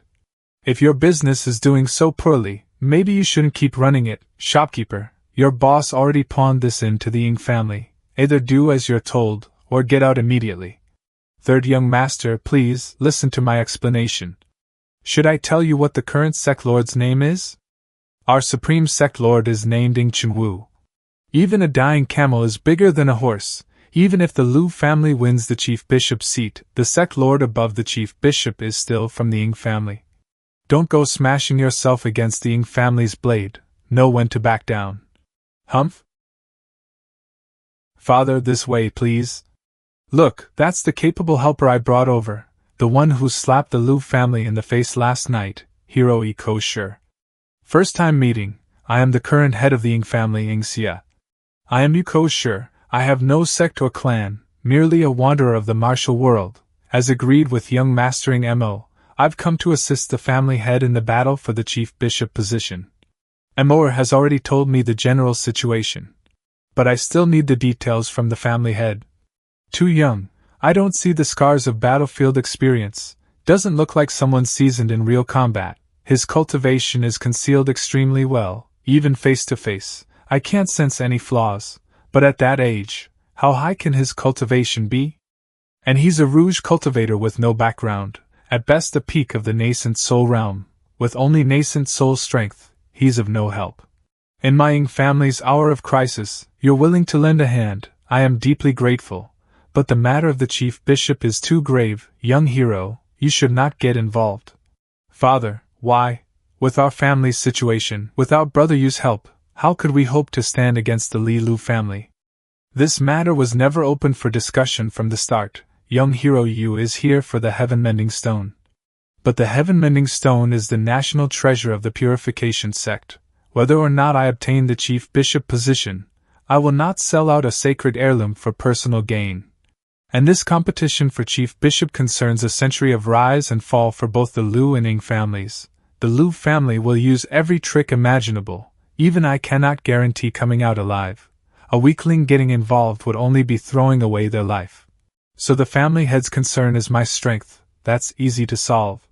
What you see may not be real. Words mean nothing. Only a test can prove it. Since the family head has doubts, please feel free to strike. Haha, young people are always full of spirit, unaware of the depth of the waters they wade in. This tea is called Clear Oneself. It calms the mind and sharpens clarity. The central province is vast, yet this tea can only be found within our purification sect's borders. Since you're all Moors friends, it wouldn't do for you to leave the holy city without tasting such fine tea. Young Hero Yu, please. Humph. It truly is a rarity of the mortal world, my thanks, family head. Incredible, he removed the protective chi on the cup with one hand without harming the cup or spilling the tea. Such delicate, precise control. No ordinary cultivator could manage this. This boy's real strength may be equal to mine. For my son to know you is a blessing across 3 lifetimes. I spoke too hastily earlier. With your help, we will surely rescue the Ing family from disaster and break the siege on the holy city. With the chief bishop's seat vacant, demon troops and the myriad monster tribes have united, pressing upon human territory and waiting for a chance to strike. The 4 chief bishops of the Purification sect and our aging sect lord are holding the border, locked in a deadlock with the enemy. To break the current crisis, we must quickly fill the vacant chief bishop's seat, gather elite forces, and strike down the demon commander with overwhelming force. In 2 days, the 4 chief bishops will secretly arrive in the holy city, then the chief bishop trials will begin. Originally, the first trial required slaying a notorious human enemy to prove one's valor. But the rules will be changed to, under the protection of holy city soldiers, as a vanguard strike force, charge into 10,000 troops and take the demon general's head, young Hero Yu. All you need to do is guard my side and support me, so I can slay the demon general before witnesses. With such prestige and merit, the following trials will be no challenge. As for the Heaven-Mending Stone, it is a relic passed down since the founding of the sect, but in the end, it is only a stone of commemorative value. If it can break the holy city crisis and secure my Ing family's future, then it is well worth the exchange. Rest assured, young hero, once all is done, with the Ing family as guarantor, I will personally present the entire Heaven-Mending Stone to you. For the next few days, stay at the Ing family manor and recuperate. Wait for my message. My thanks, family head. General, I overheard crucial information. My king, we finally obtained the deployment intel on the human experts. My subordinate used a body double technique and personally overheard the Ying family head say it. The information is absolutely reliable. If you've got something, spit it out already. Yes, the humans were intimidated by our army pressing their borders, so they split the 4 bishops to each sit on a different front line. So right now, the only real threats inside the holy city are the aging sect leader and a few clan heads, fewer than 10 people in total. They've agreed that in 2 days the 4 bishops will secretly return to the holy city and, under the excuse of a bishop trial, use the trial participants as a vanguard to kill our clan chief. At the same time, the Ying faction has also gained the help of a powerful expert, tall, slim, with long hair. Wait, is that expert a black-haired young man? Yes. It must be him. He's still in the holy city, my king. During last night's ambush, that guy is the one who killed my leader and our brothers. Good, you'll come with me later and point him out. That thing, I'm definitely killing him as an offering to the heavens. All generals, hear my command. With the holy city in this state, this is a once-in-a-lifetime opportunity. Outstanding young elites, great clan heads, and certain highly ranked figures are all gathered inside the holy city, and the only one guarding them is that half-dead old sect leader. Why not take the chance to kill them all? At the very least, we'll cut off 100 years of human fortune. The army marches tonight. Tomorrow, we strike straight for the holy city. This battle will be the decisive one, yes. Next, Sister Linger will guide the way. Linger, your injuries. Young hero, you're finally here. My lady is waiting upstairs. You couldn't even stand from your wounds last night, and you've recovered this much in a single day. Could it be the Lu family are miracle doctors? You may not know this, but the Pure World sect has a secret method to make healing elixirs. As long as someone still has 1 breath left, they can be saved. These elixirs are for sect use only. But the Lu family secretly used one on me to curry favor with my lady. My lady is waiting for you in the room upstairs. Minor and I will stand guard here. Young hero, you're here, please sit. Sorry I can only meet you at this hour, after sunrise. There are too many people I must see, there's simply no other time. Someone as important as you is very busy. I'm already more than satisfied that you set aside time for me. The letter of introduction I promised is ready. You can take it with you when you leave. Inside the envelope are notes on everything to watch out for. Follow the steps in order and you'll definitely get help. There's still a little time before dawn. Young hero, would you be willing to share some tea with me while we watch the sunrise? It would be an honor. Every moment of your time is precious. I'm curious, what sparked your interest in me? You're too modest. For someone so young, your skills are already remarkable. If you gain the support of the great clans and sects, you'll surely grow into a major power. My family has been preparing a grand plan for 100 years and we need heroes like you to accomplish it.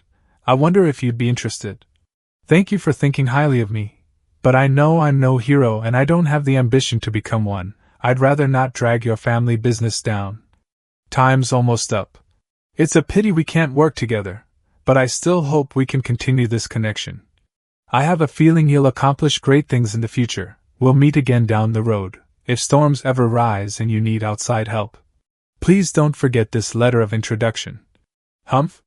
6 minutes, 5 minutes, 3 minutes, 1 minute. Who's there? Come out. Second young lady. It's fine now. It was a demon assassin specialized in stealth and killing. How did an assassin get in? I clearly checked everything inside and out multiple times. My sister and I heard a noise, kicked the door open, and took the assassin down. Something's happened outside. The city's defensive formation has been activated. Most likely the demons are attacking again. The Lu family told me that the nomadic demon tribes often charge the holy city to loot things. Young hero, don't worry, the guardian troops here are already very used to handling this. Please come with me to the inner city to take shelter. Thank you for your kindness, my lady, but just in case, I'd rather go check the city gates myself. Why, there's no need to take that risk. In a crisis, I can't just stand by and watch. Young hero. With the 4 bishops out of the city, The timing of this assassination and demon attack is far too convenient. Hopefully this sudden turn of events won't ruin my plans. That's actually pretty heroic of him. I really didn't know anything. The agreement between the Lu family and the demon bandits was only to give a few small tribes permission to raid at their own risk. In return, they'd prepare a big-name demon for the Lu family in the bishop trial, so they could snatch the credit. This attack on the holy city is the demons breaking the deal. It wasn't my intention at all. Please believe me, sect leader. Louis, I've watched you grow up and rise to become head of the Lu family. Your loyalty to our sect is not in doubt. Wu, pure world sect leader. But this has gone too far. You actually let such lowly demons set foot in the holy land of the human realm. Do you remember how our pure world sect came to be? By slaughtering every foreign race that dared lay a hand on human lands. One day, we will cleanse the world of all enemies of humanity. Your biggest mistake is getting too close to the demons and failing to see their vile nature. From now on, never let outsiders know the Lu family colluded with demons. I'll handle the rest. Thank you, sect leader, for your mercy. There are still more urgent matters about the spirit abyss to solve, and now this has delayed everything again. With things as they are, the bishop trial can't be postponed any longer. The demons have crossed the line. I must show them what the pure world sect is really capable of. Otherwise, we'll leave hidden dangers for the younger generation. It's time to awaken the saint and bring her to the stage. Hold the line, drive these demons back. We absolutely will not allow demon bandits to set foot on holy city soil. The pure world sect guards have formed ranks and are holding back the demon attack. Could it really just be a routine demon raid? Am I overthinking this? I heard demon attacks on the city are pretty common. The sect's guard force is more than enough to handle it. Do they even need your help with this? Hero you're here, that's perfect. Normally, they wouldn't need my help, but this time, all the demons lurking in the city came out at once to cause chaos. Father thinks something's off. He's dealing with the mess inside the city and sent me to watch the gates. Since you're here now, we should be fine. But if the demons really launch a full assault on the gates, just the two of us won't be able to do much. I agree with the family head maybe. Maybe this is actually a chance to turn the Ying family's situation around. Blazing Wall, Pure World Demon Purging Technique. Pure World Technique, Divine Weapon Flame Enhancement. Pure World Demon Purging Technique, Divine Flames Scorch the World. Brothers, once your wounds and stamina recover, prepare for the counterattack. Drive all the demons out. Charge. Demons causing chaos. We cultivators are here to help. I'll do my part. I'm joining too. Thank you, righteous warriors. When we counterattack, let's wipe out all these inhuman enemies together. Yes. The sect's holy medicine, let me try some first. Divine flames scorch the world. Long live our Lord. This fog is poisonous. My flesh is melting. Run, get out of here. No retreat. The holy city is behind us. The heroic spirits of the sect are watching. Hold the line. The sect leader and reinforcements are on their way. It's a greater demon. The demon army's vanguard has arrived. This attack is serious. If greater demons are showing up, that means the main demon army is close too. We're out of holy water. Arrogant fools, how dare you violate our holy city's sacred territory? All Ying family warriors, hear my command. Kill every single demon bandit who dares step into the holy city. Family heading, demon spies have infiltrated us wearing human faces. You all need to be careful. Ying family disciples, remove your shirts to prove your true identity. If anyone behaves suspiciously, attack. Young master, save me. Get behind me and leave the battlefield now. Thank you, young sir. Third young master is awesome. The Ying family is so powerful. That person must be the Ying family's leader, right? Water? Killing intent. Who's there? My god, that's the demon race's ace assassin, silent slave, colorless, formless, breathless, soundless. Legend says he never fails. Today he was actually killed by the Ying family head. The Ying family is still formidable. We heard their technique was compromised. But clearly they're still invincible. With just the warriors their family brought, they're pushing back the demon army, truly worthy of being the first family. Yeah, when the holy city was in danger, the Ying family was the first to come to the rescue. They're the most responsible. Wonder where the Lu family is? Right. The Lu family hasn't even shown up to help yet, and they call themselves a Holy City clan. I don't think they deserve to compete for the bishop position. The Holy City's bishop should definitely go to the Ying family. Exactly, the Ying family is just amazing. All warriors, hear my command, launch a full assault, tear through the demon army's advance. And cut down every last demon bandit. Fall back, we can't beat them. Heaven sent opportunity, this accident, is helping the Ying family build our reputation. As long as we have the people's support, there's much more room to work things during the bishop trials. Ying family is awesome. For the demon reinforcements to show up now, it's too late. Retreat quickly, even the great demon can hold, will never break the city gate. Anyone who betrays Deegs. All demons, follow me and level the holy city. Arrogant fool, if you dare come, be ready to die. Amor. Father, this demon bandit is really strong, you must be careful. What, that's all the humans experts amount to. I rushed here for this? What a damn disappointment. Demon scum, stop your arrogance. Silver soldiers break the waves, ferocious beast transformation. With a blade that fierce, you must be an important figure of the Ying family. You're exactly the one I came to kill. Chaotic step, spinning blades. This blinding flurry of attacks, every strike is aimed right at the weak points of breaking army technique. Don't tell me, the Ying family's technique really has been cracked by the demons. Sneak attack. Father, fall back, I'll help you. Which blind fool is looking to die? General, that's the one. He's the one who killed our boss and brother Carbai Wang. You have to avenge us, my lord. I've been wondering where to find the bastard who killed my brothers. Once I finish with the Ying family and slaughter this city, I'll personally eat you alive. I'm so scared. A demon bandit said the same thing before, and ended up kneeling and begging after I beat him. The Ying family head can't beat that demon. If he loses in front of everyone, all my effort will be for nothing. The way that demon bawled and begged for its life looked a lot like you. That guy's really brave, actually dares to provoke like that. Isn't he that Yukosher who offended the Lu family?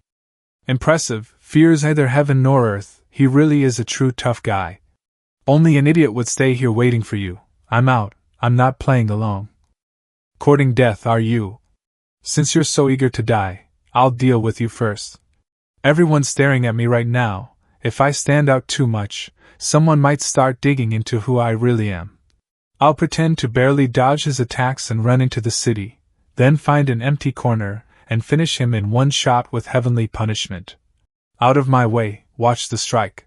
Ferocious beast heavy slash.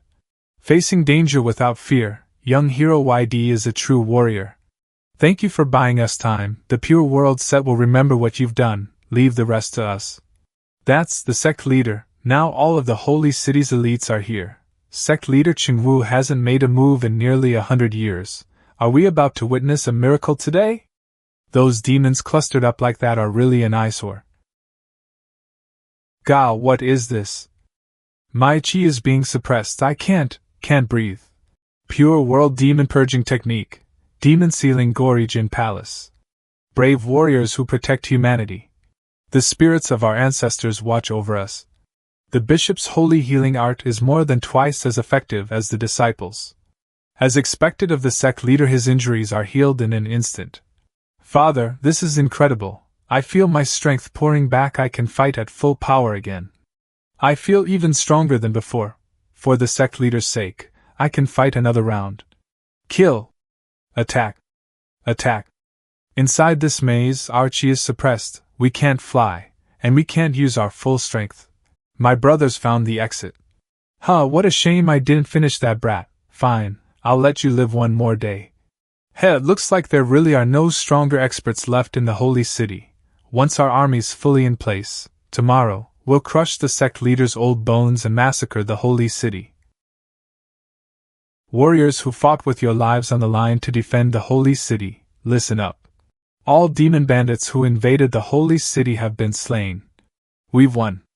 We killed thousands of enemies, and not a single one of us died. Such a miraculous victory is all thanks to the sect leader's timely intervention. The sect leader is the greatest hero of this battle.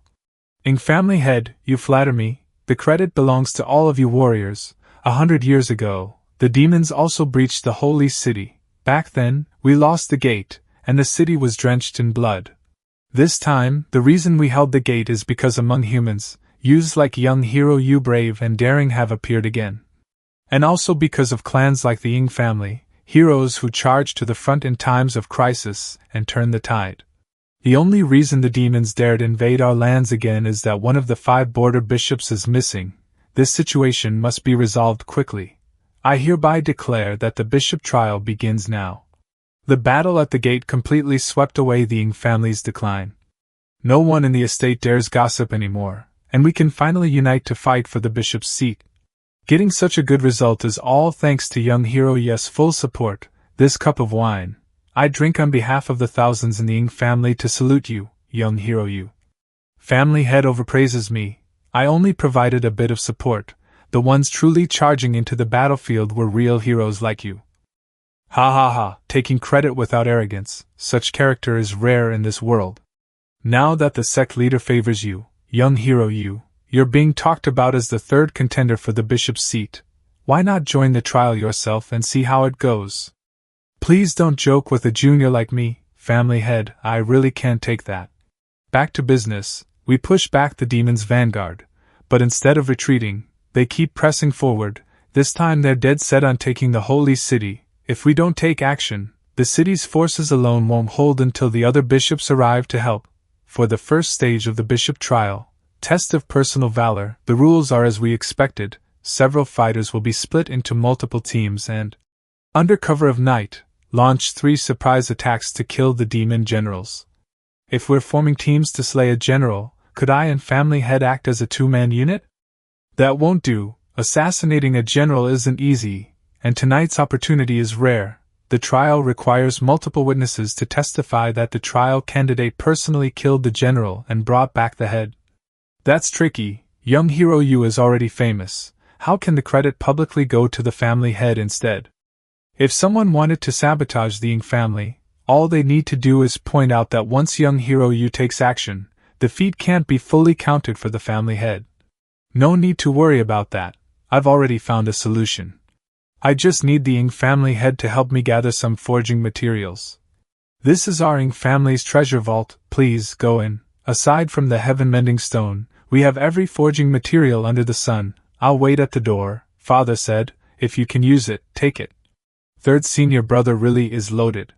Top-grade dragon-tempered iron, exclusively from the dragon race. Sea tribe treasure, top-grade wave-calming pearls, there are 8 of them. Crates and crates of rare mineral powders used to forge divine artifacts. Wow, I need to update my understanding of how rich 3rd brother actually is. This treasury is almost on par with the 9 heavens pavilions. So many peerless treasures laid out before me, and they're letting me go in alone. The Ying family is really going all in. Alright, since they're showing such sincerity, I'll show some real skill too. System, activate, open item synthesis. Ever since this feature was unlocked, even though things have been non-stop, I use spare moments to study it.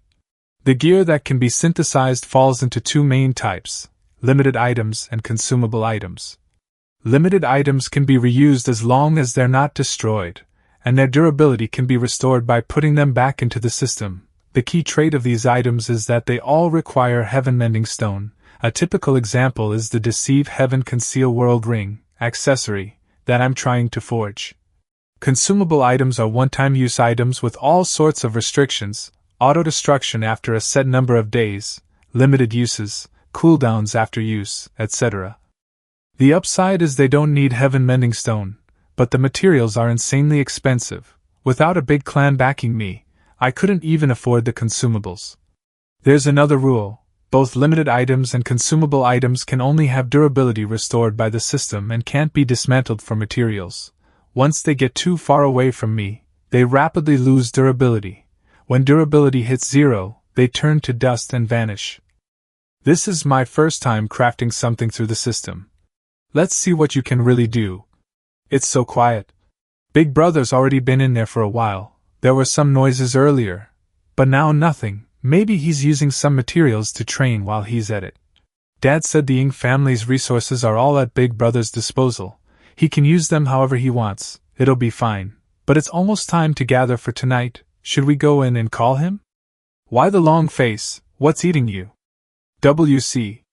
Big Brother, no, young hero your aura is hidden way too well. Since when did you get this close to me? You really didn't notice? I've been standing right next to you ever since you looked into the treasury. Impossible, you're so close, even I couldn't be dumb enough to miss your presence. Here, take a look at that. Young hero what do you want me to see? Where did he go? No way, did I just see a ghost? I zoned out for 1 second and Big Brother vanished. Big Brother, where are you? How did you do that? He really can't see me. I'm standing right in front of him without moving. Protection of the Nameless, Consumable E, uses, September 10th, auto-destroys in 7 days, duration, 30 minutes, system recharge, 60 minutes.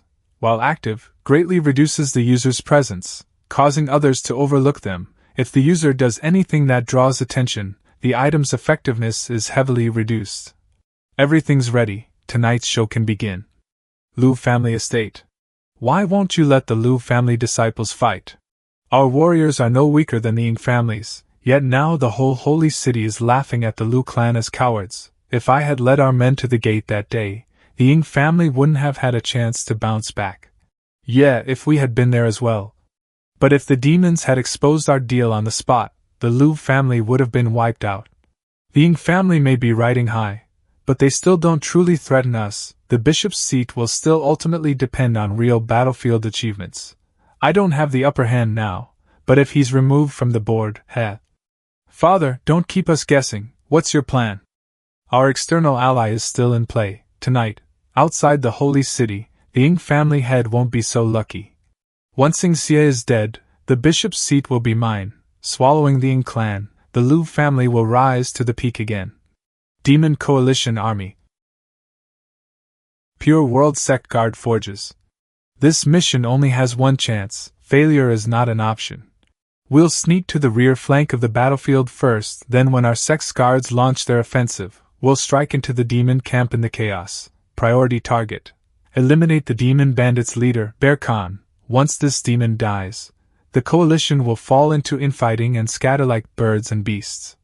But if we can't find the leader right away, killing a demon general will also work. Once a key figure dies, the coalition's balance will break, and it'll ease the crisis at the holy city. The Ying family fought hard at the gates this morning, and I heard the family head was injured too. You and I are competing for the bishop's seat, but the sex priorities come first. The Lu family has strong forces. Do you need us to lend you some warriors?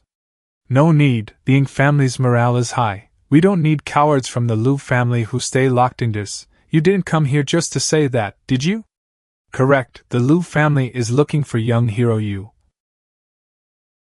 Young hero Yu is a distinguished figure acknowledged by the sect leader. My son offended you before. We've come to apologize. Please accept this precious sword. In the future, we hope you'll visit the Lu estate. The Lu family has a reputation for treachery. That sword might be a trap. No worries, I wasn't planning to use it anyway. I'll just keep it sealed in its case. It's just that the Lu family came in such force. Is it really just to apologize? Father, did you see clearly? Of course. Since we've confirmed the Ying family's route, notified the demons to prepare this time, we'll make sure the Ying family and that Y kid never return. The guard forces and demons have already clashed. Everyone, pick up the pace. Suddenly, a hand armed with razor-sharp claws lunged straight toward them. Yu swiftly dashed forward to block the demon beast's attack. Who's there? You've got some skill. My brothers didn't die in vain at your hands.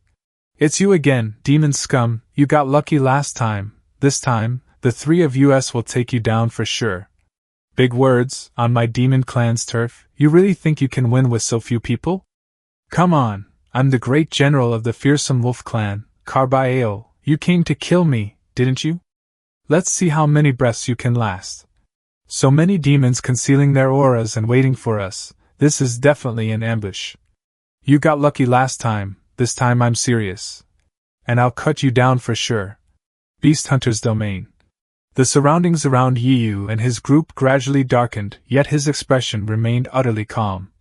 Vision pitch black, no sound, can't even feel the wind or smell anything. My chi sensing is suppressed too, can't detect beyond half a meter, feels like drowning in pitch black gelatin. But killing intent is everywhere. A demonic beast suddenly lunged from behind in a vicious assault, but Yiyu swiftly parried with his sword. Why struggle? All of you will die. But I'll come for your head myself. This move really is powerful, but too bad you ran into me. System activate. The most direct way to break this formation is to kill the demon general. Anything moving fast in the darkness must be the demons. Then the one being surrounded by demons is probably the family head. The family head only has 30 seconds left. Hang in there, family head. He employed his movement technique with blinding speed, arriving at his destination in the blink of an eye. Here it comes. What the hell did you do? How did you see through our clan's secret art? Want to know? Then watch closely. Unity Realm. I overestimated the enemy, thought this kid was Spirit Transformation Realm, which would have been crazy enough. How is he Unity Realm? Are all the young humans of this generation monsters? Taking a solid punch from Yiyu, Carby was sent hurtling backward. Can't beat him, absolutely. Oh, I can't win, but between two targets, I'll at least take one down before I leave. The system announced 3 seconds remaining. Yiyu shouted, don't even think about running. Suddenly it declared 0 seconds left. In that instant, the barrier erected by the demonic beast shattered before the stunned eyes of Yiyu's group. On the other side, Carby's body had already been pierced clean through by Old Ying's sword, utterly devoid of life. With one final slashing stroke, Olding severed the demonic beast's head. The secret art is almost done. Run. Enemy general has been beheaded. Family heading is amazing. False alarm. Turns out the person I was protecting all along was just an ordinary Ing family warrior. He family head is truly blessed, brother. I did my best, accept your fate. The moment the black fog appeared, that wolf demon chased me and clashed with me hundreds of times, putting me in danger repeatedly. Just when I couldn't hold on anymore, the wolf demon suddenly disengaged. When it came back, it was already heavily wounded and running out of strength. The wolf demon's round trip took less than 10 breaths. To critically injure a demon general in that time, young hero Yu, whom my son befriended, has unfathomable strength. To form ties with him at this moment is the Ing family's great fortune.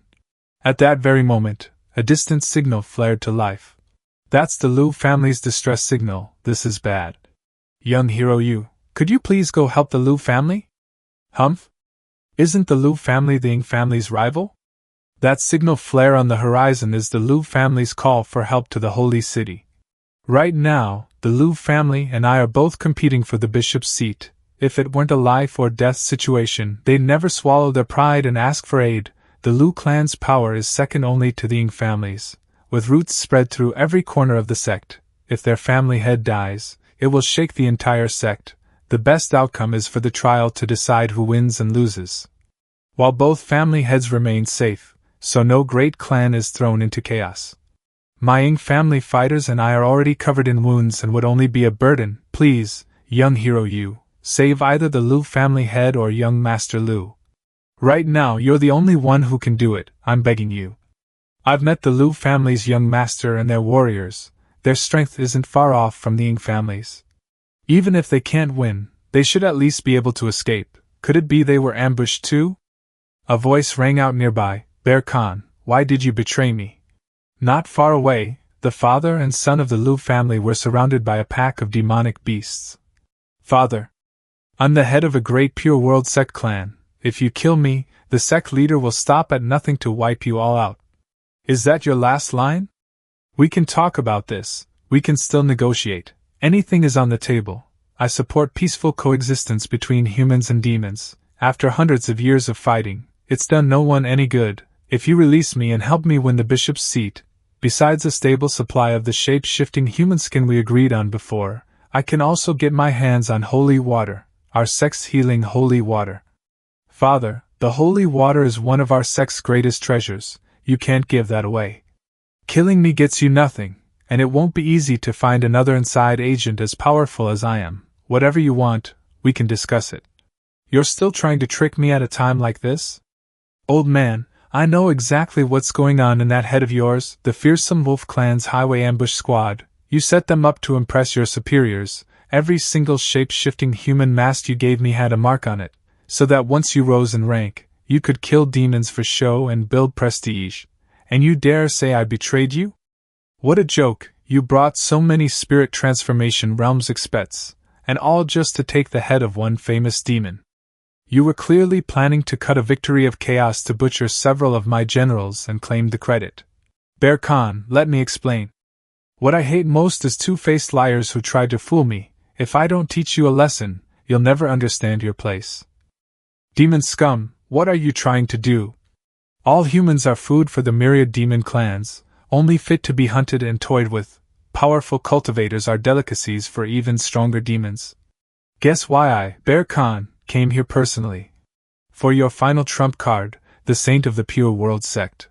I came here to eat her. At that critical moment, Yu gripped his sword and charged forward with incredible speed. His face concealed behind the new mask he'd crafted earlier at the Ying family residence. A single thrust pierced straight into Bear Khan's head, blood spraying everywhere. He then amplified the force of his stab. Bear Khan roared in agony. The beast immediately released Lu Shimin. Lu Shimin, terrified to the point of fainting, plummeted freely toward the ground. Yu swiftly grabbed him and departed the scene, a quiet thought lingering in his heart. That sneak attack just now only broke through Bear Khan's instinctive defenses. His strength is terrifying. There's no way I can handle him while holding back my true power. In this situation, saving young Master Lu is already the best I can hope for. At that moment, Bear Khan roared in fury. His two hands slammed fiercely into the ground, shattering the earth and sending his nearby subordinates flying from the sheer pressure of the strike. On this side, Yu swiftly leaped aside to evade, simultaneously hurling Lu Shimin backward. He slid across the ground, steadying his body once more. Where do you think you're running? So this is what happens, doing something that draws attention made the mask's effect fail. It's you. Young Master Lu, please protect yourself. From here on, I won't be able to hold back. Bear Khan, demon bandit, you are the one I'm here to kill. Arrogant little fresh meat. You came at the perfect time. Bear Khan stomped his foot, causing the ground to sink. A sphere of lightning gathered in his hand as Yu charged forward to attack him. The bolt of lightning unleashed by Bear Khan cracked the earth wherever it struck, yet it didn't affect Yu at all. In a flash, he appeared right before Bear Khan. A surge of spiritual energy formed a massive spear plummeting from above, nearly collapsing the entire area. Ahem, this was merely Yu's idea, of course. This won't work, his cultivation is no lower than mine. If I don't use my sect's ultimate technique, even if I go all out, I still can't break his spell shield. But this is the center of the battlefield. The Lu family has already fired a distress signal, and there's no guarantee people from the Pure World sect aren't watching. If I reveal my true identity now, everything will be ruined. So you talked big, and now you're out of tricks already? Die. Then, Bear Khan hurled an attack toward Yu. Yu swiftly leaped upward, neatly dodging the blow. No, I have to act now. If I don't, I won't just fail to save anyone, I'll die here too. You actually blocked one of my strikes, so you're Unity Realm too. Excellent. Compared to that old Lu bag of bones, fresh human meat is much more memorable for demons. You can forget about escaping after being the saint's appetizer. Tribulation Realm. Damn it, this great demon's cultivation is higher than mine. I've only got one shot at this. Find an opening, fire one heavenly execution shot to the head. Whether he dies or not, I run at full speed right after. At that precise moment, right where Bear Khan and Yu stood, a trapping formation suddenly materialized, encircling them both. That's the sect leader's spell. What the, locking me in with the demon. How am I supposed to escape now? Haha, you think this little trick can hold me? At that instant, something materialized in the sky above, radiating a blinding, dazzling light. Yiyu and Bearcon both tilted their heads upward in bewilderment, only to see a figure emerge high above them. That's the Holy Flame Saint. My junior sister once warned me that when the apocalypse descends, the pure world sect's most dangerous enemy would be the Holy Flame Saint, Apostle of the Gods. I'm dead, I saw the saint, I'm going to die here. Boys, our main course has arrived. Above them, radiant rings of light began emerging one after another from behind the Holy Flame Saint's back. They swiftly coalesced into a colossal sphere of roaring flames. From that blazing orb, countless smaller fireballs detached, hurtling straight toward Bearcon and his minions. The moment they struck the ground, a chain of thunderous explosions erupted. The weaker demonic beasts, utterly powerless to resist, scattered in panicked flight. Ah, run! She's starting with area bombardment right off the bat. Sensing danger closing in fast, Yiyu swiftly stepped in front of Lu Shimin, channeling power into his legs before stomping hard against the ground. A massive slab of rock shot upright in an instant, rising like a shield before the two of them. Take cover under the boulders. In no time at all, the ground beneath the Holy Flame Saint's feet had transformed into a raging sea of flames. The fire spread swiftly toward Yiyu and Lu Shimin, but thanks to the sturdy stone wall, they remained safe, for the moment. How outrageous! Arrogant girl, I'll tear you limb from limb. Bearcon flung his jaws wide open, a surging bolt of lightning steadily gathering within. High above, the Holy Flame Saint showed no reaction at all, she merely gazed down with serene calm. Bearcon bellowed furiously, thunder beast's breath. A ferocious torrent of lightning erupted straight from his maw toward the Holy Flame Saint. The bolt ravaged everything in its path, dragging the surroundings into utter chaos. Even Yiyu, watching from below, couldn't help but stare in stunned awe. When the devastating strike finally dissipated, the Holy Flame Saint emerged completely unscathed, not even a single scratch marred her. Then, she launched her counterattack. From behind her back, countless arrays swiftly took shape. At the sight unfolding before him, Bearcon's face twisted in sheer horror. Before he could even muster a defense, innumerable beams of golden light burst forth from the arrays, streaking down toward him all at once. The moment those radiant beams struck the ground, they exploded in a cataclysmic barrage, laying waste to a vast expanse. Every single one of the saint's attacks packs as much power as Bearcon's full-strength thunder roar. Even fully armed, I probably couldn't survive 5 hits. Lure. Father. Thank goodness, I'm so glad you're alright. Young hero Yu, the saint's appearance means the sect leader has issued an extermination order. If we want to survive, we must work together. The sect leader's demon-sealing origin palace is nearly impossible to escape from. The outside world doesn't even know the saint exists. Because everyone who's seen her is dead, I only learned of her existence by pure chance. Before coming here, I prepared a backup plan. This is a Soul Clan life-saving teleportation artifact I got from the Southern Emperor Alliance. It takes 20 to 30 minutes to activate, but once complete, it'll send us back to the Liu family estate. This is our only way out right now. We can't help the Khan in his fight. The Pure World sect will kill all humans here. I remember it's over this way. Anyone who survived the Saint's first wave of attacks must be demon generals and elite fighters. Young hero YD, I was blind to your greatness in the past. Now we're all grasshoppers tied to the same rope. Please lure the demons away and buy me some time. Right now you're the only one who can do this. The lives of the entire family are in your hands. Understood, get to it quickly. Sniff. Strange, I clearly smell something. Why can't I find anyone? Gah, over there, the humans over there. From within the swirling mist, a blade suddenly shot forth. In that very instant, the weapon was halted dead by the array's barrier. The Holy Flame Saint had already turned her attention this way. Her thoughts inscrutable, only the corner of her mouth curling up in a faint, knowing smile. Don't get separated, keep up, don't let that human escape. Suddenly from above, the Holy Flame Saint unleashed a devastating strike upon the horde of demonic beasts. Who went and provoked her? Scatter quickly. Good thing I have this mask, or I'd be melted to slag by that light cannon. From the moment I charged into the demon horde to save people, The mask probably has less than 10 minutes of effective time left. Once the mask falls, it takes an hour to recharge.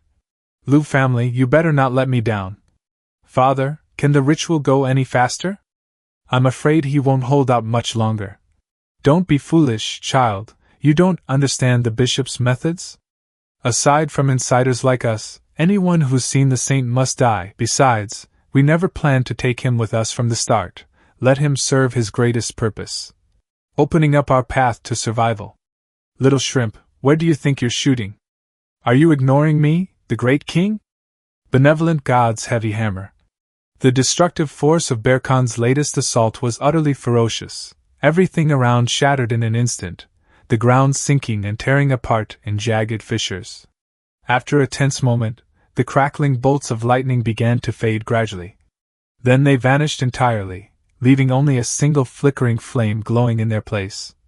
Bear Khan's jaws dropped in stunned disbelief at the sight before him. As the flames dispersed, the holy flame saint emerged once more. Her body, unscathed without a single mark, was gracefully enveloped in roaring fire. With her flying in the sky the whole time, it's been hard for me to make a move. Now that she's on the ground, I'll show you how strong this Khan really is. Strange, that girl has been firing nonstop for so long, yet after being knocked down her aura hasn't weakened at all. Take this and find out. Thunder Beast Bomb. Watching the ferocious technique Bear Khan hurled her way, the holy flame saint remained utterly composed.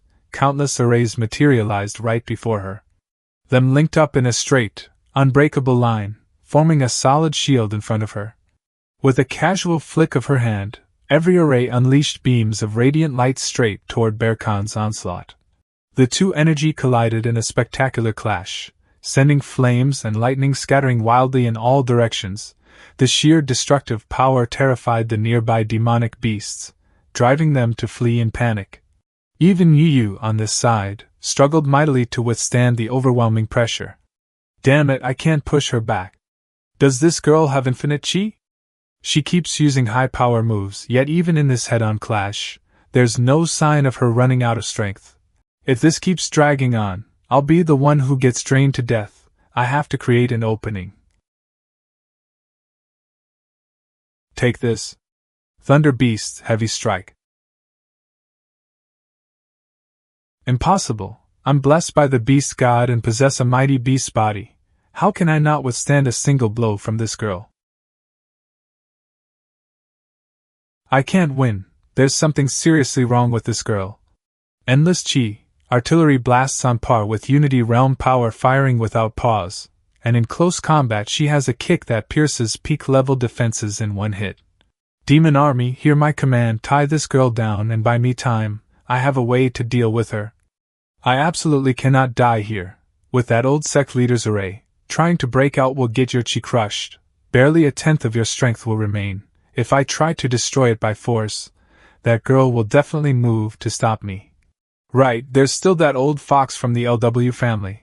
Someone that's sneaky and cunning, if he knew about the saint beforehand, would definitely have prepared a backup. The only reason I let him live was for this very moment. Father, this is Bear Khan's magic. As long as I bear this mark, I'll never escape his control. His original plan was to use your life as a warning to me, send me back as a survivor and keep me as the demon's puppet forever. Father, what can I do to break this spell? This is my retribution. Take this artifact, it's almost ready, just pour in chi and it will activate. The Lu family must cut all ties with the demons, now is the best chance. I can't drag you down with me. I'll go out there and draw the demons away. Once the artifact activates, you leave immediately. When you get back, take over the Lu family. As long as you devote yourself completely to the Pure World sect from now on, our Lu clan still has a chance to rise again. Luer, remember this. Under no circumstances can you bring you kosher back. If we want the sect leader's support, you alone are still within what he'll tolerate. But Yushi is an outsider. Bringing him back will only earn the sect leader's displeasure. The secret of the saint has been guarded for over 100 years. It must not be exposed in our hands. At the final moment, do not soften your heart. Demon scum, die here with me. The mask's effect has run out. The artifact is fully charged. We of the Liu family have already decided to walk the righteous path. If, just for the Liu family's sake, I abandon young hero Yu, who saved my life, here, how could I have the face to lead the Liu family again? Young hero Yu, the artifact is ready, come here quickly. Yu Ko-sure is a hero of the human race, how can his life end in a place like this? Ha ha ha, I knew the Liu family had a backup. All troops, listen up, life and death be damned, seize that artifact. Activate it and run. Hurry. Damn it. The Liu family, even when given a chance, they still can't but this Yu Ko-sure. Now he's interesting. Please, you have to be okay.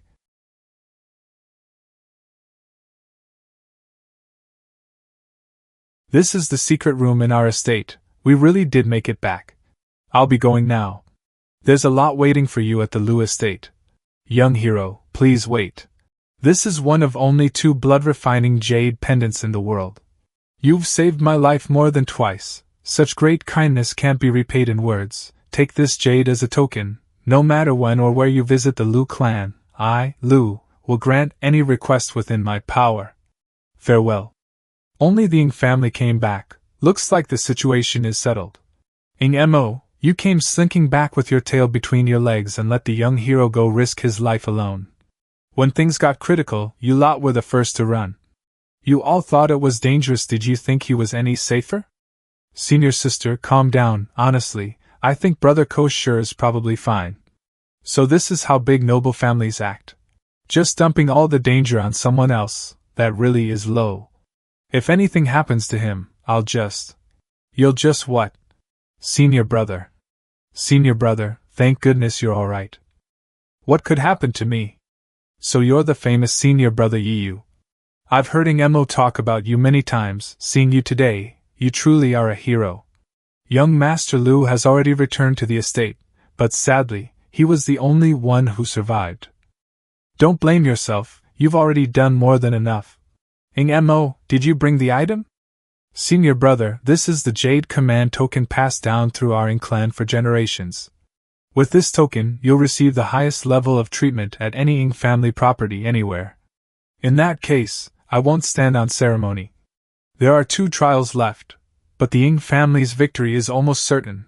Within 3 days at most, the heaven-mending stone will be delivered to the 9 Heavens Pavilion.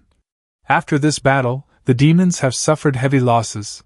They won't be a serious threat again for a while. Young hero Yi, rest well and take the chance to look around and enjoy our place. Last time was so rushed I forgot to pick up the letter. I still need to find a chance to get it. And I even saw the saint. If they decide to come after me, better not stay here too long. Junior sister Lin, little junior sister, get your bags ready. We're leaving straight away for the next stop. Huh? Why are we leaving so soon? Actually, I ran into the Holy Flame Saint. You met the saint already? In the previous life, even senior brother had a hard time fighting her. Senior brother, you've gotten strong really fast. Senior brother, I remember now, the saint's weakness. She's obsessed with a certain doll. No matter how injured she gets, she never lets it go. That's her only weakness. Cold-faced slaughter of everything, but obsessed with a doll? Gives me the creeps. Either way, we're not provoking her again until we're properly prepared. Hey, pretty junior sister, did you hear a weird sound just now? Nope. With the heaven-mending stones from the Pure World Sect and the Southern Emperor Alliance, at the very least I can make 1 ring to protect junior sister Lin. On top of that, I still need weapons and to raise my cultivation. Looks like I'll be busy for a while. The sect leader's envoys have arrived. Looks like Brother Yi has also caught the sect leader's eye. The sect leader has summoned you. Don't worry, this is a huge opportunity.